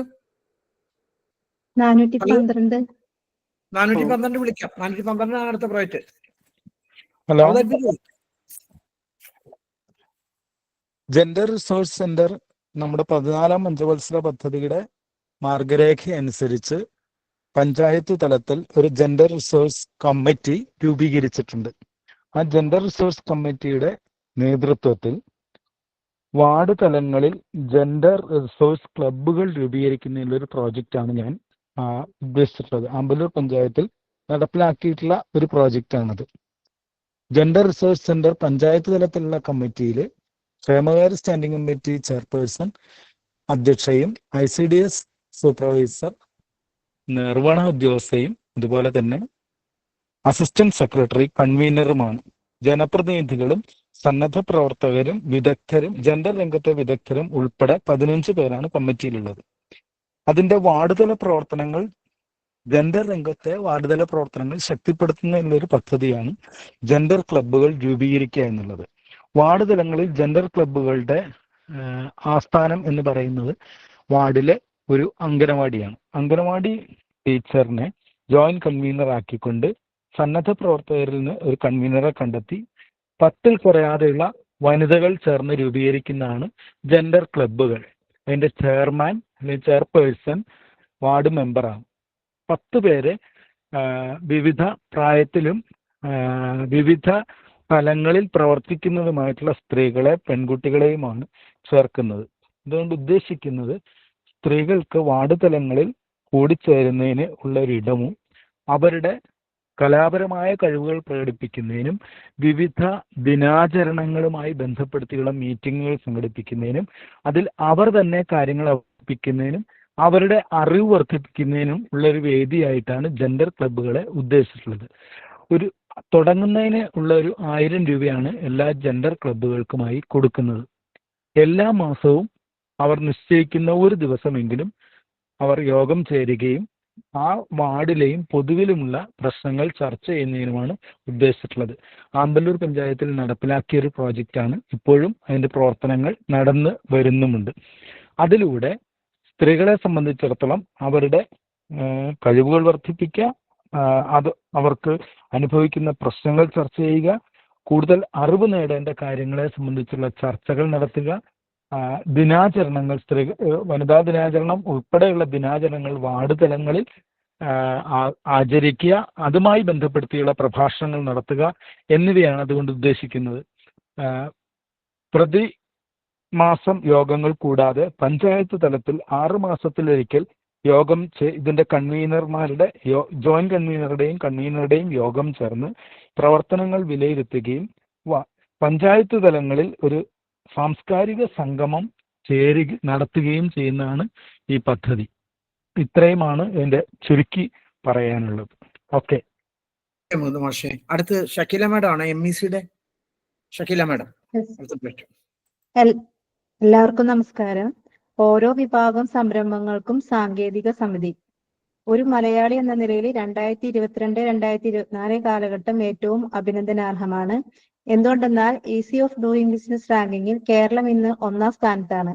2020-കളിൽ 15-20 സ്ഥാനത്തായിരുന്ന റാങ്കിങ്ങിൽ നിന്നാണ് 1ാം റാങ്കിങ്ങിലേക്ക് എത്തിയത്. ഇതൊരു ചെറിയ കാര്യമല്ല. ഇതിന് കൂട്ടായി നിന്നത് വ്യവസായ വകുപ്പിന്റെ ഇന്ത്യന്മാരുടെ പ്രവർത്തനം, കുടുംബശ്രീ MECമാരുടെ പ്രവർത്തനം, ഗ്രാമപഞ്ചായത്തുകളുടെ പദ്ധതിയിൽ ഉൾപ്പെടുത്തിയുള്ള പ്രവർത്തനം എന്നിവയുടെ സംയുക്ത പ്രവർത്തനത്തിന്റെ ഫലമായാണ്. എന്നാൽ തുടങ്ങിയ സംരംഭങ്ങളിൽ 30% പോലും നിലനിൽക്കുന്നില്ല എന്നതാണ് ഇതിനെക്കുറിച്ചുള്ള അവലോകനത്തിൽ കണ്ടെത്തിയത്.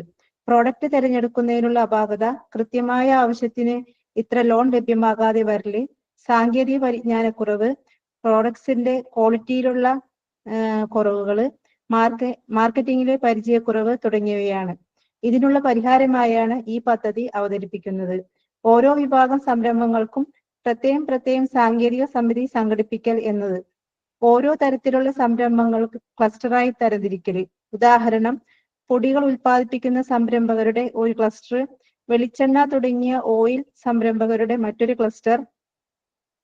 ഇത്തരം ഓരോ ക്ലസ്റ്ററിലും സാങ്കേതിക പരിജ്ഞാനമുള്ള 4-5 പേരെ ചേർത്ത് ക്ലസ്റ്ററുകൾ സംഘടിപ്പിക്കുക. ക്ലസ്റ്റർ അനുസരിച്ച് സംരംഭകരെ ചേർത്ത് അവരുടെ പ്രശ്നങ്ങൾ ചർച്ച ചെയ്താൽ പ്രശ്ന പരിഹാരത്തിന് സാധ്യതയാവും. ചില ആഹാരപദാർത്ഥങ്ങൾ ഉണ്ടാക്കുന്നവരുടെ പ്രശ്നം നിർമ്മിക്കുന്നവരെ ഹൈജീനായി അത് ചെയ്യുന്നില്ല എന്നത് ഉപഭോക്താക്കളുടെ തോന്നലാകാം. അതിന് പരിഹാരം കാണാനായിട്ട് സാധിക്കും. ആധുനിക സാങ്കേതിക വിദ്യ ഉപയോഗിക്കുന്നതിലെ അപാകതയാണെങ്കിൽ അതും പരിഹരിക്കാം. ഫണ്ട് ഉപയോഗത്തിലെ ഫണ്ട് മാനേജ്മെന്റിന് പരിഹാരമുണ്ടാക്കാം. വിൽപ്പനയിലാണെങ്കിൽ ഒരേ സംരംഭകർ ഉൽപ്പാദിപ്പിക്കുകയും മറ്റൊരു ടീംകാർ അത് മാർക്കറ്റ് ചെയ്യപ്പെടുകയുമാകാം. ഇത്തരത്തിൽ സാങ്കേതിക സമിതിക്ക് കൈത്താങ്ങായി സംരംഭകരെ മുന്നോട്ട് കൊണ്ടുപോകാൻ സഹായിക്കാൻ കഴിയും. ഈ കൈത്താങ് നൽകുക എന്നതാണ് ഈ പദ്ധതി കൊണ്ട് ഉദ്ദേശിക്കുന്നത്. ഇതിലൂടെ സംരംഭകരുടെ കൊഴിച്ചുപോക്ക് നമുക്ക് ഒഴിവാക്കാം. ഇതിനായി തദ്ദേശ സ്വയംഭരണ സ്ഥാപനങ്ങൾക്ക് പദ്ധതിയിൽ ഫണ്ട് വകയിരുത്താം. 1 ലക്ഷം രൂപ വരെ ഉൾപ്പെടുത്താവുന്നതാണ്. ഓക്കെ. കഴിഞ്ഞില്ലേ മാഷ്? Thank you. അടുത്തത് ജലഗുണതാ പരിശോധന APG. നെടുമ്പാശ്ശേരി. തുടങ്ങാലോ. നെടുമ്പാശ്ശേരി പഞ്ചായത്തിന് വേണ്ടി APG നായരാണ് അവതരിപ്പിക്കുന്നത്. കുടിവെള്ള ഗുണനിലവാര പ്രോജക്റ്റ്, പരിശോധന പ്രോജക്റ്റ് 414 നമ്പർ. ആമുഖം. ഇന്ന് ലോകം അഭിമുഖീകരിക്കുന്ന ഏറ്റവും വലിയ പാരിസ്ഥിതിക പ്രശ്നങ്ങളിൽ ഒന്ന് കുടിവെള്ള മലിനീകരണമാണ്. ഈ സുരക്ഷിതമായ കുടിവെള്ളം പൗരൻ്റെ ജന്മാവകാശമാണ്.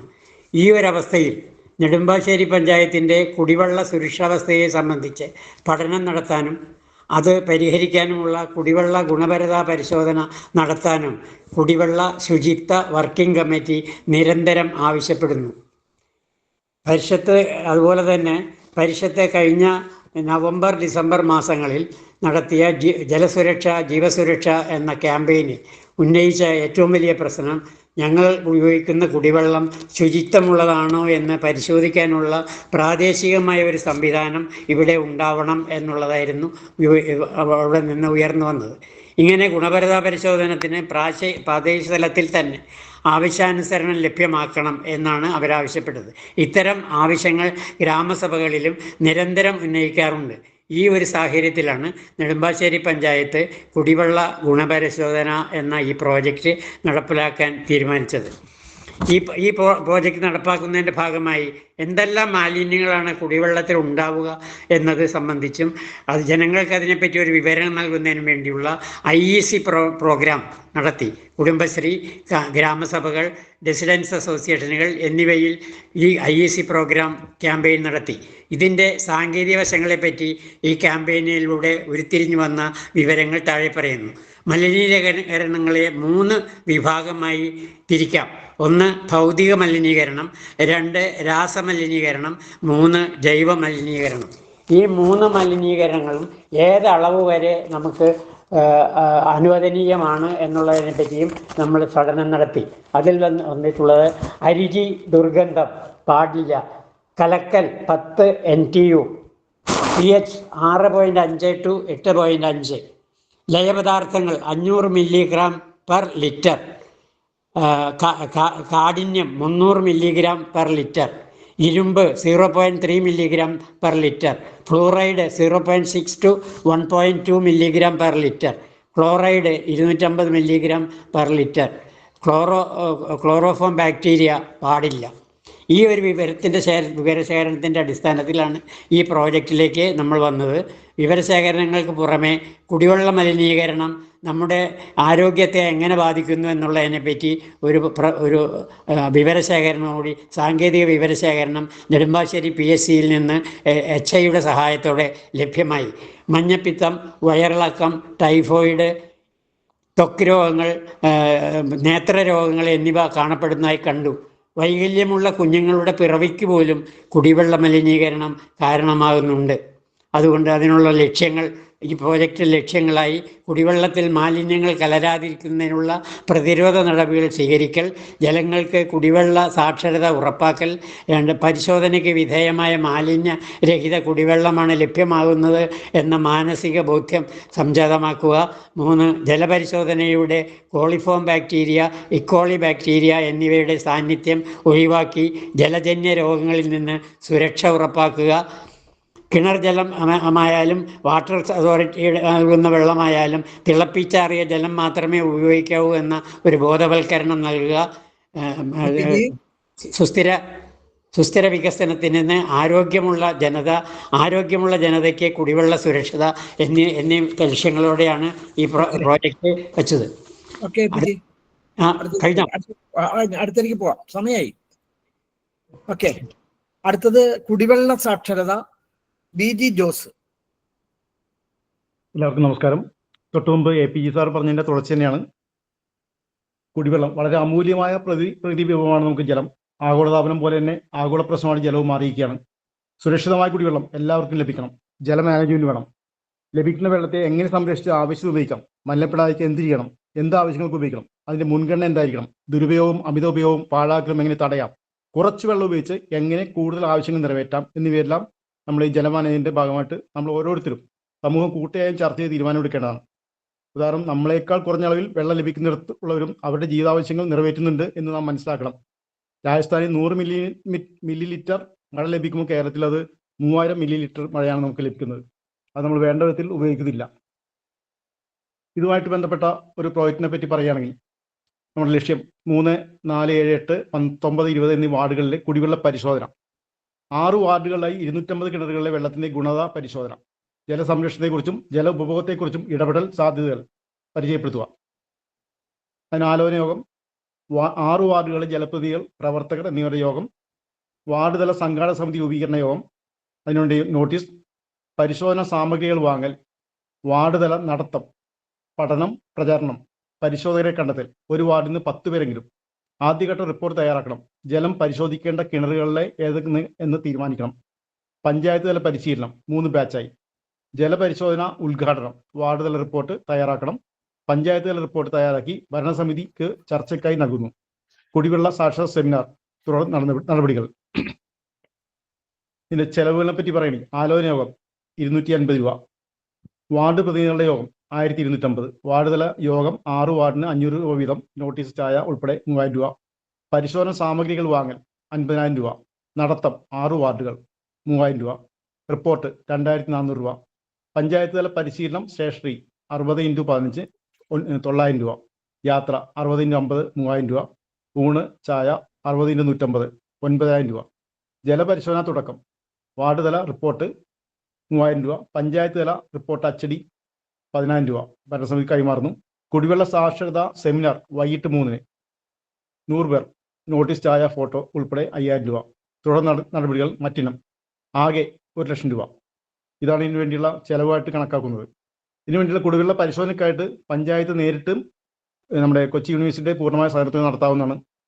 30 സ്ത്രീകളും 30 പുരുഷന്മാരും ഉൾപ്പെടെ 60 പേർ. അതിനുവേണ്ടിയുള്ള ചെലവ് 215 രൂപ വെച്ച് 7 മണിക്കൂറോളം, ഏതാണ്ട് 12,900 രൂപ. ഇതാണ് നമുക്ക് വേണ്ടി വരുന്ന ചെലവ് വരുന്നത്. ഇത് തുടർച്ചയായിട്ട് പറയുകയും, ഞാൻ നല്ല വെള്ളം പണം കൊടുത്തു വാങ്ങി സുഖമായി ജീവിച്ചു കൊള്ളാം, കുടിവെള്ള പ്രശ്നമൊന്നും എനിക്കൊരു പ്രശ്നമില്ല എന്ന് ആരും കരുതരുത്. അത് എനിക്ക് പണമുണ്ട്, ഞാൻ കൊതുക് ഏൽക്കാതെ സുരക്ഷിതമായി ജീവിച്ചു കൊള്ളാം എന്ന് കരുതുന്ന പോലെ വെറും മൂഢത്വമാണ്. വെള്ളം സംരക്ഷിക്കാനും മലിനമാക്കാതിരിക്കാനും ശ്രദ്ധിച്ച് ഉപയോഗിക്കാനുള്ള സാമൂഹ്യ ബോധം എല്ലാവരിലും ഉണ്ടാകണം. എൻ്റെ കാര്യം ഞാൻ തനിയെ നോക്കിക്കൊള്ളാം എന്ന ആധുനിക സ്വാർത്ഥ മനസ്ഥിതി വെള്ളത്തിന്റെ കാര്യത്തിലെങ്കിലും സാധ്യമല്ല. കാരണം ഒരാളുടെ വീട്ടിലെ കിണറ്റിലേക്ക് അയൽക്കാരന്റെ വീട്ടിലേക്ക് കക്കൂസ്താങ്ങിൽ നിന്ന് മണ്ണിനടിയിലൂടെ മലമാലിന്യങ്ങൾ ഒലിച്ചിറങ്ങുന്ന എങ്ങനെ തടയും? എൻ്റെ വെള്ളം എന്ന മനോഭാവം മാറ്റി നമ്മുടെ വെള്ളം എന്ന് ചിന്തിച്ചാൽ മതിയാവും. Okay okay, thank you Jose. അടുത്ത് ദിനേശ് മാഷാണ്. ദിനേശ് മാഷ് മലപ്പുറം ജില്ലയിലെ ഹെൽത്ത് ഇൻസ്പെക്ടറാണ്. ദിനേശ് മാഷ് ഓക്കെ, കേൾക്കാമല്ലോ അല്ലേ? കേൾക്കാം. ഓക്കെ, നമസ്കാരം. ഞാൻ എല്ലാവരും ഇവിടെ പദ്ധതിയും അതിൻ്റെ ഘടകങ്ങളുമാണ് സംസാരിച്ചത്. ഞാൻ ഈ വർഷം നടപ്പിലാക്കാൻ പോകുന്ന ഒരു ജില്ലാ പരിപാടിയുടെ, ജില്ലാ പദ്ധതിയുടെ ഒരു ആശയമാണ് പറയാൻ വേണ്ടി പോകുന്നത്. അത് മറ്റൊന്നുമല്ല, ജീവിതശൈലി രോഗവും അതിൻ്റെ ക്യാമ്പയിനും ഇടപെടലും എന്ന ടൈറ്റിലാണ് അതിന് കൊടുത്തിട്ടുള്ളത്. ഇന്ന് നമുക്കറിയാം, രാജ്യത്ത് ഏറ്റവും കൂടുതൽ ജീവിതശൈലി രോഗമുള്ള സംസ്ഥാനം എന്നുള്ള നിലയ്ക്ക് കേരളം വലിയ ഗുരുതരമായ പ്രയാസത്തിലേക്കാണ് നീങ്ങിക്കൊണ്ടിരിക്കുന്നത്. അതിന് അടിയന്തരമായി കടിഞ്ഞാണ് ഇടേണ്ട ഒരു കാലഘട്ടത്തിൽ കൂടിയാണ് ഈ പദ്ധതി അവതരിപ്പിക്കുന്നത്. ക്യാമ്പയിനുകളും പ്രവർത്തനമാണ് ഉദ്ദേശിക്കുന്നത്. ഒന്ന്, ക്യാമ്പയിനുകളിൽ ആദ്യത്തെ ഒരു ഇനം എന്ന് പറയുന്നത് നമുക്ക് എല്ലാവർക്കും അറിയാം, നമ്മുടെ അടുക്കളയിലുള്ള ഉപ്പ്, എണ്ണ, പഞ്ചസാര, ഈ 3 വസ്തുക്കളെ കേന്ദ്രീകരിച്ചുകൊണ്ട് ഒരു നുള്ളുപ്പും പഞ്ചസാരയും ഒരു ഇറ്റെണ്ണയും എന്ന ടൈറ്റിൽ, ഞാൻ ഒന്നുകൂടെ പറയാം, ഒരു നുള്ളുപ്പും പഞ്ചസാരയും ഒരു ഇറ്റെണ്ണയും എന്ന ക്യാമ്പയിൻ നമ്മുടെ ജില്ലയിലുടനീളം, ഞങ്ങളിവിടെ ജില്ലയിലുടനീളമാണ് അത് ക്യാമ്പയിൻ നടത്താൻ വേണ്ടി ആലോചിച്ചിട്ടുള്ളത്. അതിന് സമൂഹത്തിലെ മുഴുവൻ ആളുകളെയും ഇതിലേക്ക് ചേർക്കാൻ വേണ്ടി ഒരു പദ്ധതി തയ്യാറാക്കിയിട്ടുണ്ട്. ഇത് നമുക്ക് പഞ്ചായത്ത് തലത്തിൽ നടപ്പിലാക്കാൻ വേണ്ടി പറ്റും. പുതിയ കാലഘട്ടത്തിലെ റീൽസ്, ചെറു വീഡിയോസ്, വലിയ ബോർഡുകൾ, അല്ലെങ്കിൽ ഭക്ഷണശാലയിൽ ഇതുമായി ബന്ധപ്പെട്ടുള്ള പോസ്റ്ററുകൾ, കല്യാണ മണ്ഡപങ്ങൾ, മൊബൈൽ റിംഗ് ബാക്ക് ടോണുകൾ, ബസ്, ഓട്ടോ സ്റ്റിക്കർ, തെരുവ് നാടകം, റാലികൾ എന്നെല്ലാം ആലോചിച്ച് വെച്ചിട്ടുണ്ട്. രണ്ടാമത്തെ ഒരു പ്രധാനപ്പെട്ട IEC ക്യാമ്പയിനായിട്ട് ലഞ്ച് ടൈം IEC, ഹോട്ടലുകളിൽ ഏറ്റവും കൂടുതൽ പ്രത്യേകിച്ച് പുരുഷന്മാർ ഭക്ഷണം കഴിക്കാൻ നിൽക്കുന്ന ഹോട്ടലുകളിൽ ഉച്ച സമയം നോക്കിക്കൊണ്ട് IEC നടത്തുന്ന പ്രോഗ്രാമാണ്. ഒപ്പം പാവനാടകവും ഇതിന്റെ ഭാഗമായിട്ട് നടത്താൻ വേണ്ടി പറ്റും. മറ്റൊരു പ്രധാനപ്പെട്ട IEC ക്യാമ്പയിൻ എന്ന് പറയുന്നത് ഹോട്ടൽ ആൻഡ് റെസ്റ്റോറൻറ്റ്സ് അസോസിയേഷനുമായി ബന്ധപ്പെട്ടുകൊണ്ട് എല്ലാ ഹോട്ടലുകളും, പ്രത്യേകിച്ച് പ്രധാനപ്പെട്ട ടൗണുകളിലെങ്കിലും ഒരു 4-5 ഹോട്ടലുകളിൽ NCD ഭക്ഷണ പദാർത്ഥങ്ങൾ ലഭിക്കുന്ന, മധുരമിട ചായയും ആവി പലഹാരങ്ങളും മാത്രം ലഭിക്കുന്ന ഒരു NCD കൗണ്ടർ സ്ഥാപിക്കുന്ന തരത്തിലേക്കുള്ള ഒരു നിർദ്ദേശം വന്നിട്ടുണ്ട്. അതേപോലെ ആഫീസുകളും അതുപോലെ വിദ്യാഭ്യാസ സ്ഥാപനങ്ങളും കേന്ദ്രീകരിച്ചുകൊണ്ട് അവിടെയൊക്കെ നടക്കുന്ന യാത്രയപ്പ് വേളകൾ അതുപോലെ ഉള്ള പരിപാടികളിലൊക്കെ തന്നെ കൊഴുപ്പ് കുറഞ്ഞ ഭക്ഷണ പദാർത്ഥങ്ങളും ആവി പലഹാരങ്ങളും ഉപയോഗിക്കുന്നതുമായി ബന്ധപ്പെട്ട പദ്ധതി അതും ക്യാമ്പയിന്റെ ഭാഗമായിട്ട് മുന്നോട്ട് പോയിട്ടുണ്ട്. അപ്പം നമ്മുടെ നാട്ടിൽ ഇഷ്ടംപോലെ ടർഫ് മൈതാനങ്ങളും ക്ലബ്ബുകളും ലൈബ്രറി കൗൺസിലും മുതിർന്ന പൗരരുടെ സംഘവും കുടുംബശ്രീയും കല്യാണ മണ്ഡപവും ഒക്കെ ഉണ്ട്. അവരൊക്കെ കോർത്ത് പിടിച്ചുകൊണ്ട് എങ്ങനെ വ്യായാമ മേഖലയും ഭക്ഷണ മേഖലയും ഇടപെടാമെന്നുള്ള പദ്ധതി രൂപപ്പെട്ടിട്ടുണ്ട്. കുടുംബശ്രീയുമായി ബന്ധപ്പെട്ടത് കൊണ്ട് തന്നെ ഇത് വളരെ സൂക്ഷ്മതലത്തിൽ ക്ലസ്റ്ററുകളായി തിരിച്ചുകൊണ്ട് ഈ മേഖലയിൽ 13% ആളുകൾ മാത്രമാണ് മരുന്ന് കഴിച്ച് അസ്വസ്ഥത നിയന്ത്രിക്കുന്നത്. അതുകൊണ്ട് തന്നെ എങ്ങനെയാണ് ആളുകളെ പിന്തുടർന്നുകൊണ്ട് മരുന്ന് കഴിപ്പിക്കാൻ ആവശ്യമായിട്ടുള്ള ഇടപെടൽ നടത്തുക എന്നുള്ളതിന് ആവശ്യമായിട്ടുള്ള കുടുംബശ്രീ തല ക്ലസ്റ്റർ രൂപീകരിക്കുന്നതിന് വേണ്ടിയുള്ള ആലോചനകൾ ഉണ്ടായിട്ടുണ്ട്. പ്രവർത്തനങ്ങളിലേക്ക് പോകുമ്പം ആരോഗ്യ വകുപ്പുമായി ബന്ധപ്പെട്ടുകൊണ്ട് ഉടനീളം 1 ദിവസം ജീവിതശൈലി രോഗ ക്ലിനിക്കുകൾ നടക്കുന്നുണ്ട്. പക്ഷെ നിർഭാഗ്യവശാൽ പ്രഷർ, പ്രമേഹം, അമിതവണ്ണം ഈ 3 കാര്യങ്ങളിൽ മാത്രമായി ഈ ക്ലിനിക്കുകൾ ഒതുങ്ങി നിൽക്കുകയാണ്. അത് മറികടന്നുകൊണ്ട് ഏതാണ്ട് ജീവിതശൈലി രോഗവുമായി ബന്ധപ്പെട്ടുകൊണ്ട് 11ഓളം സേവനങ്ങൾ നൽകുന്ന രൂപത്തിലേക്ക് ആരോഗ്യവകുപ്പിന്റെ NCD ക്ലിനിക്കുകളുടെ സേവനം മാറ്റുക എന്നുള്ളതാണ് പുതിയ നിർദ്ദേശമായിട്ട് പദ്ധതിയുടെ ഭാഗം. ഒപ്പം തന്നെ ഈ ക്ലിനിക്കുകളിലൊക്കെ തന്നെ പകൽ സമയത്ത് സ്ഥിരമായി വരുന്ന ആളുകളായതുകൊണ്ട് തന്നെ ഈ ക്ലിനിക്കുകളെ നമ്മളൊന്ന് പരിവർത്തനം ചെയ്തുകൊണ്ട് ഓഫ് ടൈം ക്ലിനിക്കുകൾ, അതായത് രാവിലെ 7:30 മണി മുതൽ 9 മണി വരെ അല്ലെങ്കിൽ വൈകിട്ട് 5 മണി മുതൽ 8 മണി വരെ എന്നുള്ള രൂപത്തിലേക്ക് ഈ ക്ലിനിക്കുകൾ പരിവർത്തനം ചെയ്യുന്നുണ്ട്.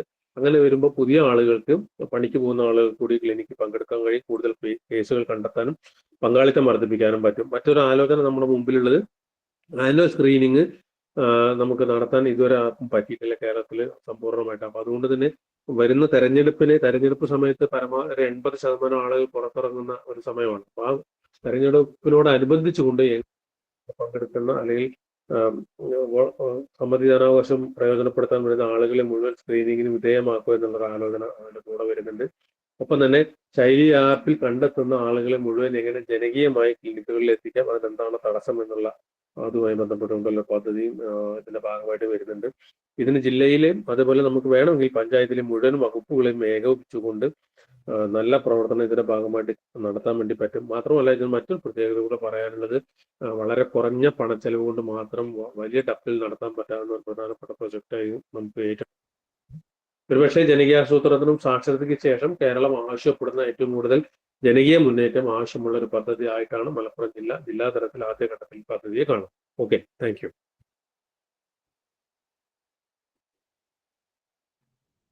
താങ്ക് യു ദിനേശ് മാഷെ. അടുത്ത അവതരണം ബയോബിൻ മൊബൈൽ ക്ലിനിക്ക് അവതരിപ്പിക്കുന്നത് VK രാജീവ്. എല്ലാവർക്കും നമസ്കാരം.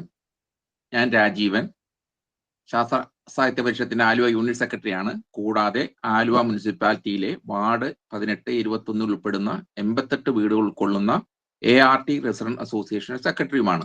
പ്രോജക്ടിന്റെ പേര് biobin clinic. Project number 417. March 2, 2021 ബ്രഹ്മപുരത്തുണ്ടായ തീപിടുത്തത്തെ തുടർന്ന് ഹൈക്കോടതിയുടെയും സർക്കാരിന്റെയും നിർദ്ദേശപ്രകാരം ഉറവിട ജൈവമാലിന്യ സംസ്കരണത്തിന് വേണ്ടി ആലുവ മുനിസിപ്പാലിറ്റി കാര്യമായ നടപടികൾ എടുക്കുകയുണ്ടായി. ജൈവമാലിന്യ സംസ്കരണത്തിനായി എല്ലാ വീടുകൾക്കും ഏകദേശം 6000-ഓളം വരുന്ന വീടുകൾ ബയോബിൻ സൗജന്യമായി നൽകുകയുണ്ടായി. ബയോബിൻ വിതരണത്തിന്റെ ആദ്യഘട്ടത്തിൽ ഇനോക്കുലം കൂടെ നൽകിയിരുന്നില്ല. എന്നാൽ 2ാം ഘട്ടത്തിൽ ഇനോക്കുലം ഓരോ പാക്കറ്റ് വീതം സൗജന്യമായി നൽകുകയും ചെയ്തു. ബയോബിൻ എങ്ങനെ സെറ്റ് ചെയ്യണമെന്നോ ജൈവമാലിന്യം ശാസ്ത്രീയമായി സംസ്കരിക്കുന്നതിന് വേണ്ട നിർദ്ദേശങ്ങളോ നൽകിയിരുന്നില്ല എന്നതിനാൽ ചുരുക്കം ചിലർ ഒഴികെ ആരും തന്നെ ബയോബിന്നുകൾ ഉപയോഗിച്ചില്ല. ശാസ്ത്രീയമായ ജൈവമാലിന്യ പരിപാലനത്തിന് വേണ്ടി ഇടപെടാൻ പരിഷത്തിന് കഴിയുമെന്നതുകൊണ്ട് ഞാൻ സെക്രട്ടറി ആയിട്ടുള്ള ART റെസിഡന്റ് അസോസിയേഷനിലെ വീടുകളിൽ ജൈവമാലിന്യം, ബയോബിന്നും ഇനോക്കുലവും ഉപയോഗിച്ച് കമ്പോസ്റ്റാക്കി മാറ്റാൻ വേണ്ട ഇടപെടലുകൾക്ക് തീരുമാനിക്കുകയായിരുന്നു. പരിഷത്ത് പ്രവർത്തകർ ഉൾപ്പെടുന്ന ഒരു സ്ക്വാഡ് വീടുകൾ തോറും കയറി ബയോബിന്നുകൾ സെറ്റ് ചെയ്ത് കൊടുക്കുകയും ഇനോക്കുലം ഉപയോഗപ്പെടുത്തി പ്രശ്നങ്ങളില്ലാതെ ജൈവമാലിന്യം കമ്പോസ്റ്റാക്കി മാറ്റാം എന്നതിനുള്ള നിർദ്ദേശങ്ങൾ നൽകുകയും ചെയ്തു. കൊടുത്ത നിർദ്ദേശങ്ങൾ പാലിച്ചവർക്ക് വിജയപ്രദമായ രീതിയിൽ ജൈവമാലിന്യ സംസ്കരണം സാധ്യമായി. എന്നാൽ തുടർച്ചയായി ഇനോക്കുലം ലഭ്യമാകാതെ വന്നതിനാൽ തുടക്കത്തിലെ വിജയം മുന്നോട്ട് പോകാനായില്ല. ഉറവിട മാലിന്യ സംസ്കരണത്തിലെ ഈ വീഴ്ചയ്ക്ക് തടയിടുന്നതിനായി ആവശ്യം വേണ്ട നടപടിയിലേക്ക് കടക്കുവാൻ പരിഷത്തും റെസിഡന്റ് അസോസിയേഷനും ചേർന്ന് തീരുമാനിക്കുകയും അതിന്റെ ആദ്യപടിയായി ആവശ്യമുള്ളവർക്ക് പരിഷത്തിന്റെ IRTCയുടെ ഇനോക്കുലം എത്തിച്ചു നൽകുകയും ചെയ്തു. ഇനോക്കുലം കൃത്യമായി ഉപയോഗിക്കേണ്ടുന്ന നിർദ്ദേശങ്ങൾ അടങ്ങിയ ലഘുലേഖയും നൽകി. തുടർന്ന് ശാസ്ത്ര സാഹിത്യ പരിഷത്തിന്റെ ആലുവ മേഖലയും റെസിഡന്റ് അസോസിയേഷൻ ചേർന്ന് സുസ്ഥിരമായ ജൈവമാലിന്യ സംസ്കരണത്തിനായി ഒരു പ്രോജക്റ്റിന് രൂപം നൽകി. പേര് ബയോബിൻ ക്ലിനിക്. പ്രോജക്ട് ലക്ഷ്യങ്ങൾ: ആർട്ട് റെസിഡൻസ് അസോസിയേഷനിലെ മുഴുവൻ വീടുകളിലും ശാസ്ത്രീയവും സുസ്ഥിരവുമായ ജൈവമാലിന്യ സംസ്കരണം ഉറപ്പുവരുത്തുക. ഉൽപ്പാദിപ്പിക്കപ്പെടുന്ന കമ്പോസ്റ്റിന്റെ ഗുണനിലവാരം വിലയിരുത്തുക. അതിനായി സാമ്പിളുകളുടെ NPK വാല്യൂവും C/N റേഷ്യോയും കണ്ടെത്തുക. 3. ഉൽപ്പാദിപ്പിക്കപ്പെടുന്ന കമ്പോസ്റ്റ് വളമായി ഉപയോഗിക്കാൻ സാധ്യതയില്ലാത്ത വീടുകളിൽ നിന്ന് ശേഖരിച്ച് കൃഷിക്കാരിലേക്ക് എത്തിക്കുക. 4. കമ്പോസ്റ്റിന് സമ്പുഷ്ടീകരണം ആവശ്യമെങ്കിൽ അതിനുള്ള മാർഗങ്ങൾ നിർദ്ദേശിക്കുക. 5. ഇനോക്കുലം കൃത്യമായി ചേർത്ത് ഉൽപ്പാദിപ്പിച്ച കമ്പോസ്റ്റ് വീണ്ടും ഇനോക്കുലമായി പുനരുപയോഗിക്കാനുള്ള സാധ്യതകൾ പരിശോധിക്കുക. ഈ പ്രോജക്റ്റിന്റെ ആദ്യഘട്ടമായ തൽസ്ഥിതി പഠനത്തിനായി 15 ചോദ്യങ്ങൾ ഉൾപ്പെടുത്തിയ ചോദ്യാവലി തയ്യാറാക്കി സർവേ പൂർത്തീകരിച്ചു. സംസ്കരിച്ച് ലഭിച്ച കമ്പോസ്റ്റ് വീണ്ടും ഇനോക്കുലമായി ഉപയോഗിച്ച് മാലിന്യ സംസ്കരണം നടത്തിയതും വിജയപ്രദമാവുന്നുണ്ട്. ഇനോക്കുലം തുടർച്ചയായി വാങ്ങാൻ കഴിയാത്തവർക്ക് ചെലവ് കുറയ്ക്കാനും ഇത് സാധിക്കുന്നു. ബയോബിന്നുകൾ എങ്ങനെയാണ് പരിപാലിക്കേണ്ടതെന്നും ബയോബിന്നിൽ ജൈവമാലിന്യം ചേർത്ത് നടത്തുന്ന എയ്റോബിക് കമ്പോസ്റ്റിംഗിന്റെ ശാസ്ത്രീയത വിവരിക്കുന്ന പരിഷത്ത് ആലുവ മേഖല തയ്യാറാക്കിയ ലഘുലേഖ നിലവിൽ മുനിസിപ്പാലിറ്റിയിലെ എല്ലാ റെസിഡൻസ് അസോസിയേഷനുകൾക്കും ലഭ്യമാക്കിയിട്ടുണ്ട്. ചില റെസിഡൻസ് അസോസിയേഷനുകളിൽ താല്പര്യപ്രകാരം നേരിട്ടെത്തി ഡെമോൺസ്ട്രേഷൻ നടത്തിയിട്ടുണ്ട്. ആവശ്യക്കാർക്ക് IRTCയുടെ ഇനോക്കുലം എത്തിച്ചു നൽകുന്നുമുണ്ട്. ഇതിനിയും തുടരാനും കഴിയും. കഴിഞ്ഞു. ഓക്കെ, താങ്ക് യു രാജീവ് സാറേ. അടുത്ത പ്രോജക്റ്റ് അവതരണം ആയോധന കല, AS സദാശിവൻ, ഇളന്തിക്കര.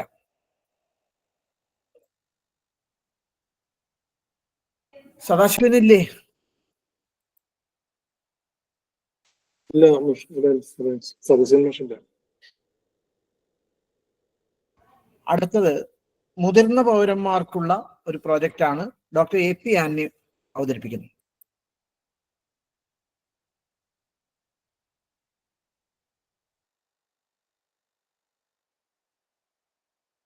സാറിന്റെ മൈക്ക് ഓൺ അല്ലേ?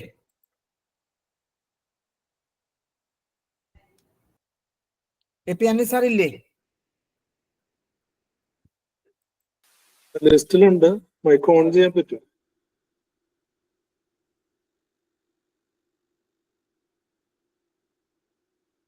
ഉണ്ടോ? ബിജു ടിക്കയുടെ മൈക്ക് ഒന്ന് ഓൺ ചെയ്തേ മനോജ്. ഓക്കെ, ഉണ്ട്. ബിജു ടിക്ക ഉണ്ട്, മൈക്ക് ഓൺ ചെയ്തോളൂ. ബിജു ടിക്ക പ്രൈവറ്റ് അവതരിപ്പിച്ചോളൂ കേട്ടോ. ഹലോ, പറഞ്ഞോളൂ. ഹലോ, വേറെ ആരോ സംസാരിക്കുന്നുണ്ട്. സാർ ഒരു മിനിറ്റ് വെയിറ്റ് ചെയ്യാൻ സാറേ. മൈക്ക് ഒന്ന് നോക്കി.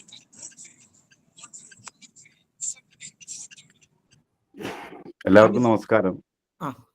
ഞാനിവിടെ അവതരിപ്പിക്കുന്നത് പട്ടികജാതി യുവാക്കൾക്ക് കാർഷിക മേഖലയിൽ തൊഴിലവസരം സൃഷ്ടിക്കുന്നതുമായി ബന്ധപ്പെട്ടിട്ടുള്ള ഒരു പ്രൊജക്റ്റാണ് ഇവിടെ അവതരിപ്പിക്കുന്നത്. കാർഷിക മേഖലയിലേക്ക് യുവാക്കളെ ആകർഷിക്കുന്നതിന്റെ ഭാഗമായി അതിൽ SC വിഭാഗത്തിലുള്ള യുവാക്കൾക്ക് പ്രാമുഖ്യം നൽകുക എന്നതാണ് ഇതിന്റെ ഈ പ്രൊജക്റ്റ് പ്രധാന ഉദ്ദേശം. തിരഞ്ഞെടുക്കപ്പെടുന്ന 25 യുവാക്കളെ ഉൾപ്പെടുത്തിയുള്ളതാണ് പദ്ധതി. കേന്ദ്ര സർക്കാർ പദ്ധതിയുമായി ബന്ധപ്പെട്ട നബാർഡിന്റെ കാർഷിക അനുബന്ധ പ്രവർത്തനങ്ങൾക്കും സ്കിൽഡ് വർക്കുമായി ബന്ധപ്പെട്ടുള്ള ഫണ്ട് ഈ പ്രോജക്റ്റിൽ ഉൾപ്പെടുത്തി കേന്ദ്ര വിഹിതം പഞ്ചായത്തിന് വാങ്ങാൻ സാധിക്കുമെന്നുള്ളതും ഈ പ്രോജക്റ്റിന്റെ ഒരു പ്രധാനപ്പെട്ട ഒരു സവിശേഷതയാണ്. അതുകൊണ്ട് 20% പദ്ധതി വിഹിതം ഗ്രാമപഞ്ചായത്ത് വെച്ചുകൊണ്ട് 80% തുക നബാർഡ് വിഹിതമായി ലഭിക്കും എന്നുള്ളതാണ് ഇതിൽ പ്രസക്തമായിരിക്കുന്ന മറ്റൊന്ന്.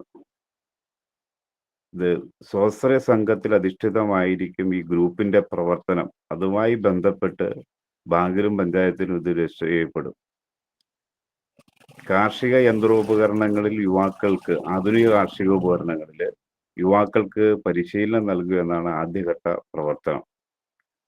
അതിന് പരിശീലനം യന്ത്രങ്ങൾ നൽകുന്നതിന് കേരള അഗ്രോ മിഷണറി കോർപ്പറേഷൻ കാംഗോയെ ഉപയോഗപ്പെടുത്താം. ട്രില്ലർ, റീഡർ, ക്രിപ്പർ, ഹാൻഡ് റൂൾസ് എന്നിവയിൽ പ്രായോഗിക പരിശീലനം, അതിനുശേഷം ഗ്രൂപ്പിന് യന്ത്രോപകരണങ്ങൾ നൽകൽ, അങ്ങനെ യുവാക്കളുടെ തൊഴിലവസരം വർദ്ധിപ്പിക്കുക, എംപവർ ചെയ്യപ്പെടുക എന്നുള്ളതാണ് ഈ പദ്ധതിയുമായി ബന്ധപ്പെട്ടുള്ള അതിൻ്റെ പ്രധാനപ്പെട്ട പ്രാധാന്യം. ഇതുമായി ബന്ധപ്പെട്ടിട്ടുള്ള അടങ്കൽ തുകകളും ഒക്കെ തന്നെ ഏതൊക്കെ മിഷനറികളിലാണ് പ്രായോഗിക പരിശീലനം നൽകുന്നത്, വാങ്ങിച്ചു കൊടുക്കാൻ ഉദ്ദേശിക്കുന്നതുമായി ബന്ധപ്പെട്ട് വേണം ഇതിന്റെ ഫണ്ടുമായി ബന്ധപ്പെട്ടിട്ടുള്ള പദ്ധതി തുക കണക്കാക്കാൻ.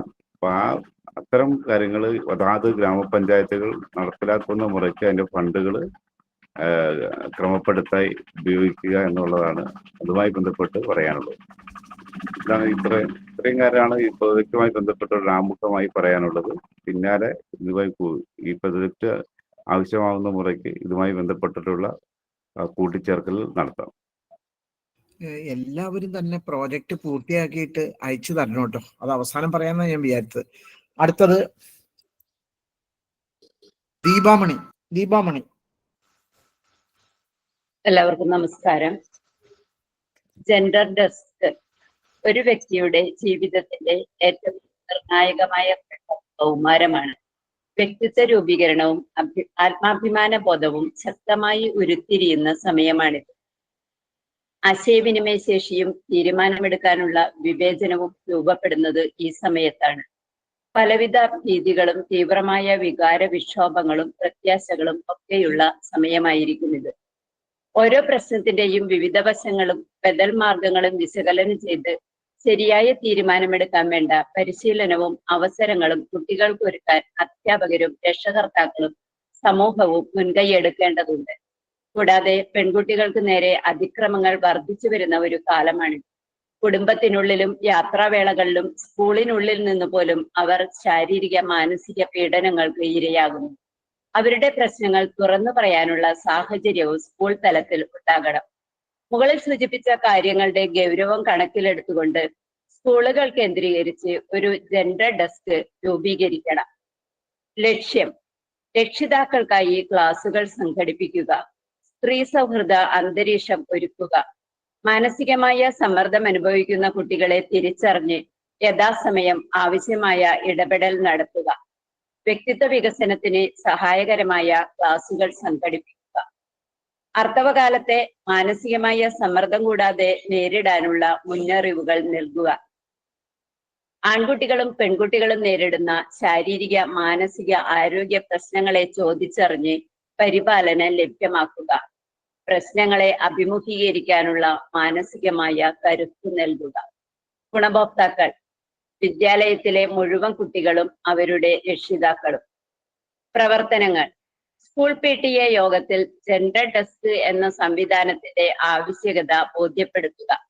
സ്കൂളിലെ എല്ലാ ക്ലാസ്സിൽ നിന്നും ഒരു പ്രതിനിധിയെ ഉൾക്കൊള്ളിച്ച് ജെൻഡർ ഫോറം രൂപീകരിക്കുക.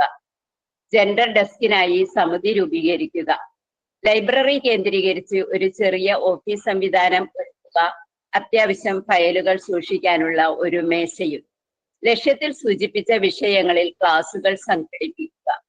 സ്കൂളിലും പരിസരങ്ങളിലും പെൺകുട്ടികൾക്ക് സൗഹാർദ്ദപരമായ അന്തരീക്ഷം ഉണ്ടാകുന്നതിനുള്ള അവബോധ പരിപാടികൾ നടത്തുക.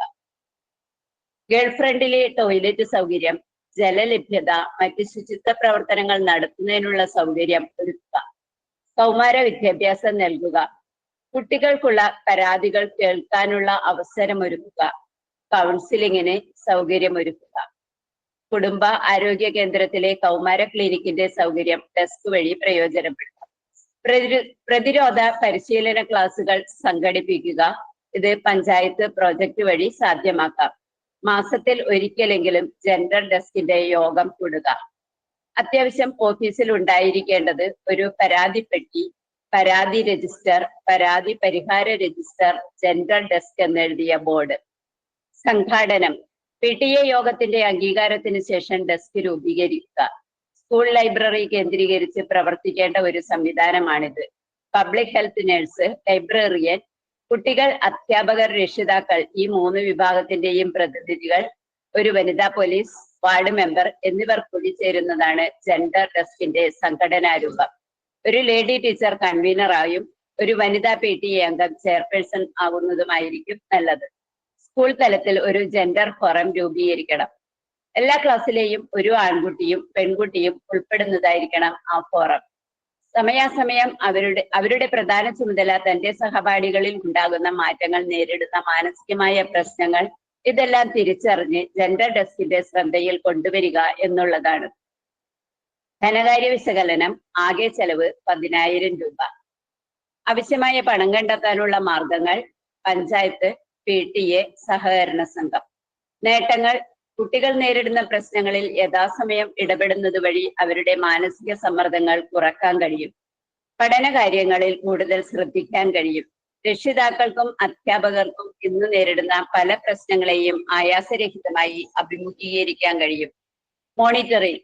സ്കൂളിലെ എച്ച്എം, ഒരു ടീച്ചർ, MPTA പ്രതിനിധി, വിദ്യാർത്ഥിനികളിൽ നിന്നൊരു പ്രതിനിധി ഉൾപ്പെടുന്ന ഒരു മോണിറ്ററിംഗ് സമിതി രൂപീകരിക്കണം.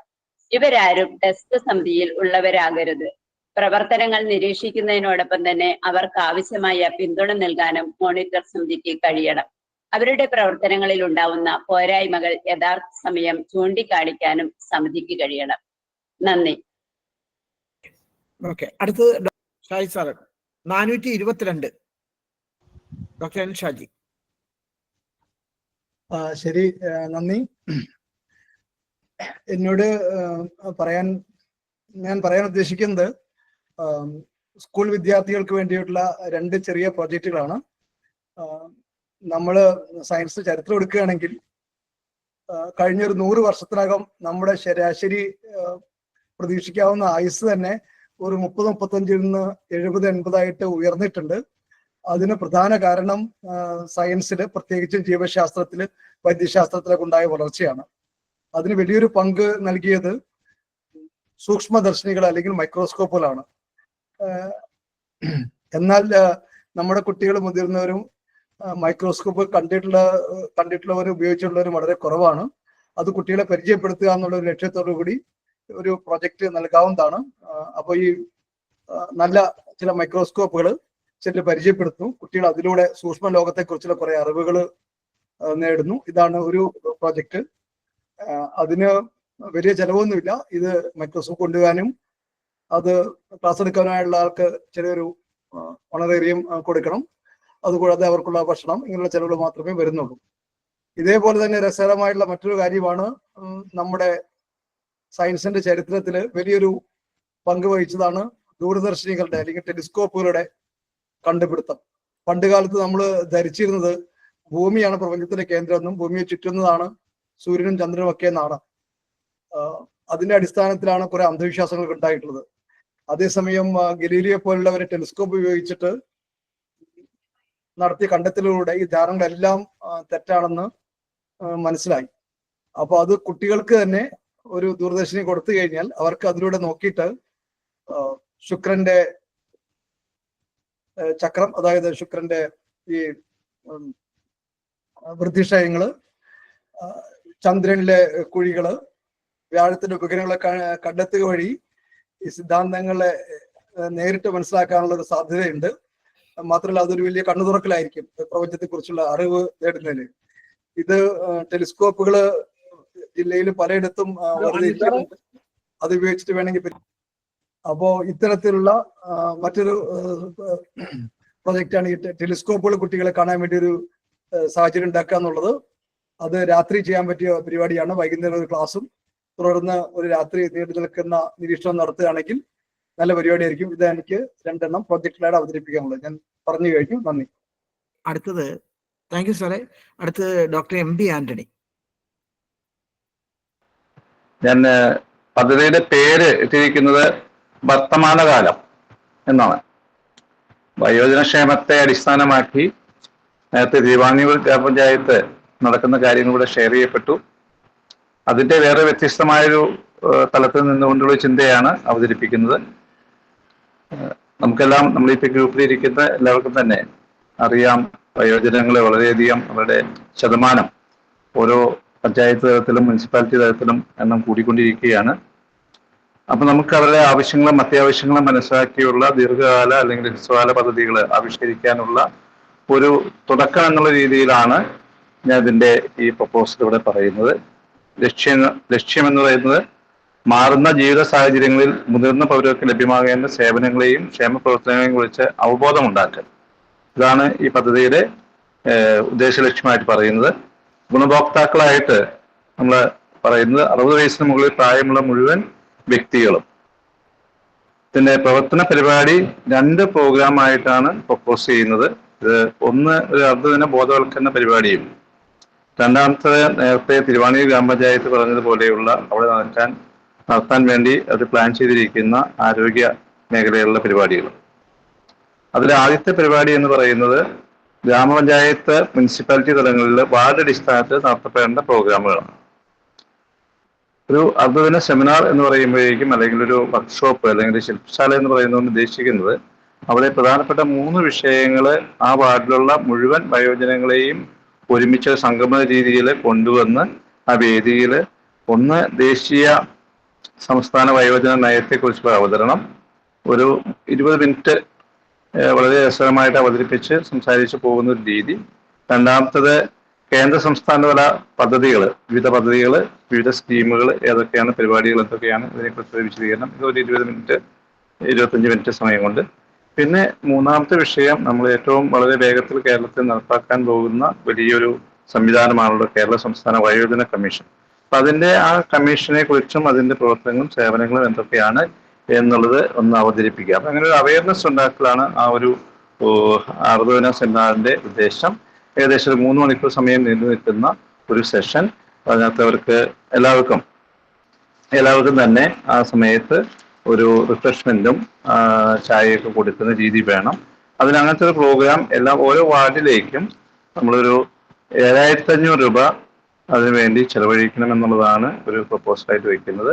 അതിന്റെ സംഘാടനം എന്ന് പറയുന്ന രീതിയിൽ ചിന്തിച്ചത് എങ്ങനെയാണ്, അവിടുത്തെ പ്രദേശ സർക്കാരുകളുടെ ഭാഗമായിട്ട് CHC, PHC അതുപോലെ അങ്ങനെയുള്ളവരുടെ എല്ലാം സഹകരണം നമ്മൾ ഉപയോഗപ്പെടുത്തണം. പക്ഷേ ഇത് ഈ സംഘാടനത്തിലെ ഏറ്റവും പ്രധാനപ്പെട്ട ദൗത്യം എന്ന് പറയുന്നത് അവിടുത്തെ പഞ്ചായത്ത് മെമ്പർ, അദ്ദേഹം കൺവീനറായിട്ടുള്ള ഒരു സമിതി ഉണ്ടാകുക. അവർ ഈ സംഗമത്തെ വിളിച്ചു കൂട്ടാനും അതിന് ആശാ വർക്കേഴ്സിന്റെയും അതുപോലെ തന്നെ അവിടെയുള്ള അംഗൻവാടി വർക്കേഴ്സിന്റെയും എല്ലാം ഹെൽപ്പോട് കൂടി ആ വാർഡിൽ നമ്മൾ അവരെ ഒരുമിച്ച് കൂട്ടുന്നൊരു പ്രോസസ്സ്. ആ സമയത്ത് ഞാൻ നേരത്തെ സൂചിപ്പിച്ചതുപോലെയുള്ള അവതരണങ്ങൾ കൊടുക്കുക, ഇന്ററാക്ഷൻസ് ഉണ്ടാകുക, അവർക്ക് ഈ മേഖലയിൽ സേവനങ്ങൾ, സർക്കാരിന്റെ വിവിധ സേവനങ്ങളെ പരിചയപ്പെടുത്തുകയും അത് എല്ലാ വിഭാഗം ആളുകളും, സാമ്പത്തികമുള്ളവരും ഇല്ലാത്തവരും ആയ ആളുകൾ, കിടപ്പ് രോഗികളെ കൊണ്ടുവരുന്ന, അല്ലാതെ വന്നെന്ന് വരാൻ കഴിയുന്ന രീതിയിൽ വാർഡിലെ പ്രത്യേക സ്ഥലത്ത് ഒരുമിച്ചുകൂടാവുന്ന ഏതെങ്കിലും പഞ്ചായത്ത് തന്നെയോ അല്ലെങ്കിൽ മുനിസിപ്പാലിറ്റിയുടെ കെട്ടിടങ്ങളുണ്ടെങ്കിൽ അവിടെ, ആളുകളുണ്ടെങ്കിൽ അവിടെ, അല്ലെങ്കിൽ സ്കൂളുകളുടെ ഹാളുകൾ, അല്ലെങ്കിൽ മറ്റേതെങ്കിലും ഇതര ഈ സാമുദായിക സംഘടനകളുടെയോ അതുപോലെ പള്ളികളുടെയോ അങ്ങനെയൊക്കെയുള്ള സംവിധാനങ്ങൾ നമ്മൾ ഉപയോഗപ്പെടുത്താമെന്നാണ് സജസ്റ്റ് ചെയ്യുന്നത്. രണ്ടാമത് പറഞ്ഞ കാര്യം, ഇവരുടെ 60 വയസ്സിന് മുകളിലുള്ള ആളുകളുടെ സൗജന്യ മെഡിക്കൽ പരിശോധനാ ക്യാമ്പുകൾ. അതിലവരുടെ കേൾവി ഇന്നത്തെ ഒരു വലിയ വിഷയമാണ്. പ്രായമുള്ളവർക്ക് കേൾവി പ്രശ്നം ഉണ്ടാകുന്നു, പല്ല് പ്രശ്നം ഉണ്ടാകുന്നു, കണ്ണ്, ത്വക്ക്, അതുപോലെ തന്നെ രക്തം തുടങ്ങിയ പിന്നെ വേദനകൾ, അങ്ങനത്തെ കാര്യങ്ങളൊക്കെ, അസ്ഥിവേദനകൾ. ഇതിലേക്ക് കാര്യങ്ങളെ സംബന്ധിച്ചുള്ളൊരു ആരോഗ്യ സൗജന്യ രോഗനിർണയ മെഡിക്കൽ ക്യാമ്പുകളാണ്. അത് 3 മുതൽ 5 വരെ വാർഡുകൾക്ക് ഒരുമിച്ചൊരു ലൊക്കേഷനിൽ ഓർഗനൈസ് ചെയ്യാമെന്നാണ് സജസ്റ്റ് ചെയ്യുന്നത്. അതിൽ പ്രധാനമായിട്ടും CHCയും PHCയും ഹോമിയോ ആയുർവേദ ഡിസ്പെൻസറികളുടെ പങ്കാളിത്തം നമ്മൾ പ്രതീക്ഷിക്കുന്നുണ്ട്. അവിടുത്തെ വാർഡ് മെമ്പർ, അതുപോലെ സ്റ്റാൻഡിംഗ് കമ്മിറ്റി ചെയർമാൻ, ആരോഗ്യ സ്റ്റാൻഡിംഗ് കമ്മിറ്റി ചെയർമാന്റെ സാന്നിധ്യം, നേതൃത്വം നമ്മൾ പ്രതീക്ഷിക്കുന്നുണ്ട്. പ്രാദേശിക തലത്തിലുള്ള പ്രൈവറ്റ് ആശുപത്രികൾ, വയോ ക്ലബ്ബുകൾ, സർവീസ് ക്ലബ്ബുകൾ, റെസിഡൻസ് അസോസിയേഷനുകൾ, പ്രൈവറ്റ് ആശുപത്രികൾ, ക്ലിനിക്കുകൾ, ഇവരുടെ എല്ലാം പങ്കാളിത്തം നമുക്ക് അതിനകത്ത് കൊണ്ടുവരാൻ സാധിക്കണം. ആശാവർക്കന്മാരും അംഗൻവാടി ജീവനക്കാരും കൂടാതെ ഹെൽത്ത് ഇൻസ്പെക്ടർമാർ, അതുപോലെ തന്നെ അവിടെ വിദ്യാഭ്യാസ സ്ഥാപനങ്ങളിലുള്ള NSS, NCC, സ്കൗട്ട്സ്, ഇവരെയൊക്കെ വളണ്ടിയേഴ്സ് ആയിട്ട് നമുക്ക് ഉപയോഗിക്കാൻ കഴിയുന്ന ഒരു പ്രോഗ്രാമായിട്ട് അത് മാറ്റണം. ഇതിന് ഒരു ആദ്യത്തെ പ്രോഗ്രാമിൽ നമ്മൾ റിസോഴ്സ് പേഴ്സൺസ് ആയിട്ട് പഞ്ചായത്തിൽ തന്നെയുള്ള ആളുകളെ നമുക്ക് കണ്ടെത്തുകയും അവർക്ക് പഞ്ചായത്ത് അടിസ്ഥാനത്തിലല്ല, നമ്മുടെ ജില്ലാടിസ്ഥാനത്തിൽ ഒന്നുകിൽ കിലയോ അല്ലെങ്കിൽ KSSPയോ ഒരു ട്രെയിനിങ് ഓറിയന്റേഷൻ കൊടുത്ത് അവരെ പ്രിപ്പയർ ചെയ്യണം. ആ രീതിയിൽ നമ്മൾ എല്ലാ പഞ്ചായത്തുകളും ഇത്തരം പ്രോഗ്രാം ഓർഗനൈസ് ചെയ്തിട്ടാണെങ്കിൽ വളരെ നന്നായിരിക്കുന്നുള്ള സജഷനാണ്. മെഡിക്കൽ ക്യാമ്പിന് നമ്മൾ 1 ലക്ഷം രൂപ വീതം ഓരോ മെഡിക്കൽ ക്യാമ്പിനും വകയിരുത്താൻ കഴിയണം. അത് പ്രധാനമായിട്ടും നമ്മുടെ ഗ്രാമപഞ്ചായത്തിന് അല്ലെങ്കിൽ നഗരസഭയുടെ ഫണ്ടിൽ നിന്നുമാണ് എടുക്കേണ്ടത്. വാർഡ് തലത്തിനു ശേഷം ഈ വാർഡ് തലത്തിൽ നടക്കുന്ന അർദ്ധദിന സെമിനാറിനോട് ബന്ധപ്പെടുത്തി ഒരു വാർഡ് തല വയോജന പരിപോഷണ സമിതി അവിടെ രൂപീകരിക്കുക, 5 അല്ലെങ്കിൽ 7 അംഗങ്ങൾ അടങ്ങുന്ന. അത് പിന്നീട് തുടർ പ്രവർത്തനങ്ങൾക്ക് വേണ്ടിയുള്ള നേതൃത്വം കൊടുക്കാനുള്ള സമിതിയായിട്ട് രൂപാന്തരപ്പെടുക.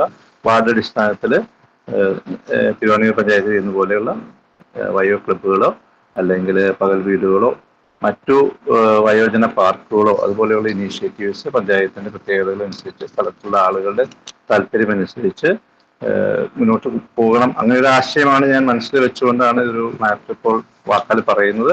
എഴുതി തയ്യാറാക്കിയതല്ല, ഓർത്ത് വെച്ച് ഇങ്ങനെ പറയുന്നതാണ്. അതിൻ്റെതായ പരിമിതികളുണ്ട്. ഇന്ന് ബിസി ആയിരുന്നു, എനിക്ക് തയ്യാറാക്കാനുള്ള സമയം പരിമിതമായിരുന്നു. Thank you. Okay sir, thank you sir. അടുത്തത് അമ്മത്തണൽ എന്ന പ്രോജക്റ്റ് ഉമാദേവി അവതരിപ്പിക്കുന്നു.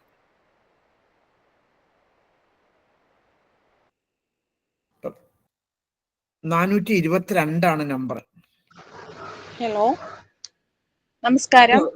കടുങ്ങല്ലൂർ പഞ്ചായത്ത് വളരെ വിജയകരമായി നടത്തിയ ഒരു പ്രൊജക്റ്റ് ആണ് അമ്മത്തണൽ. കടുങ്ങല്ലൂർ ഗ്രാമപഞ്ചായത്തിലെ 21 വാർഡുകളിലായി 2200 വിധവകളുണ്ട്.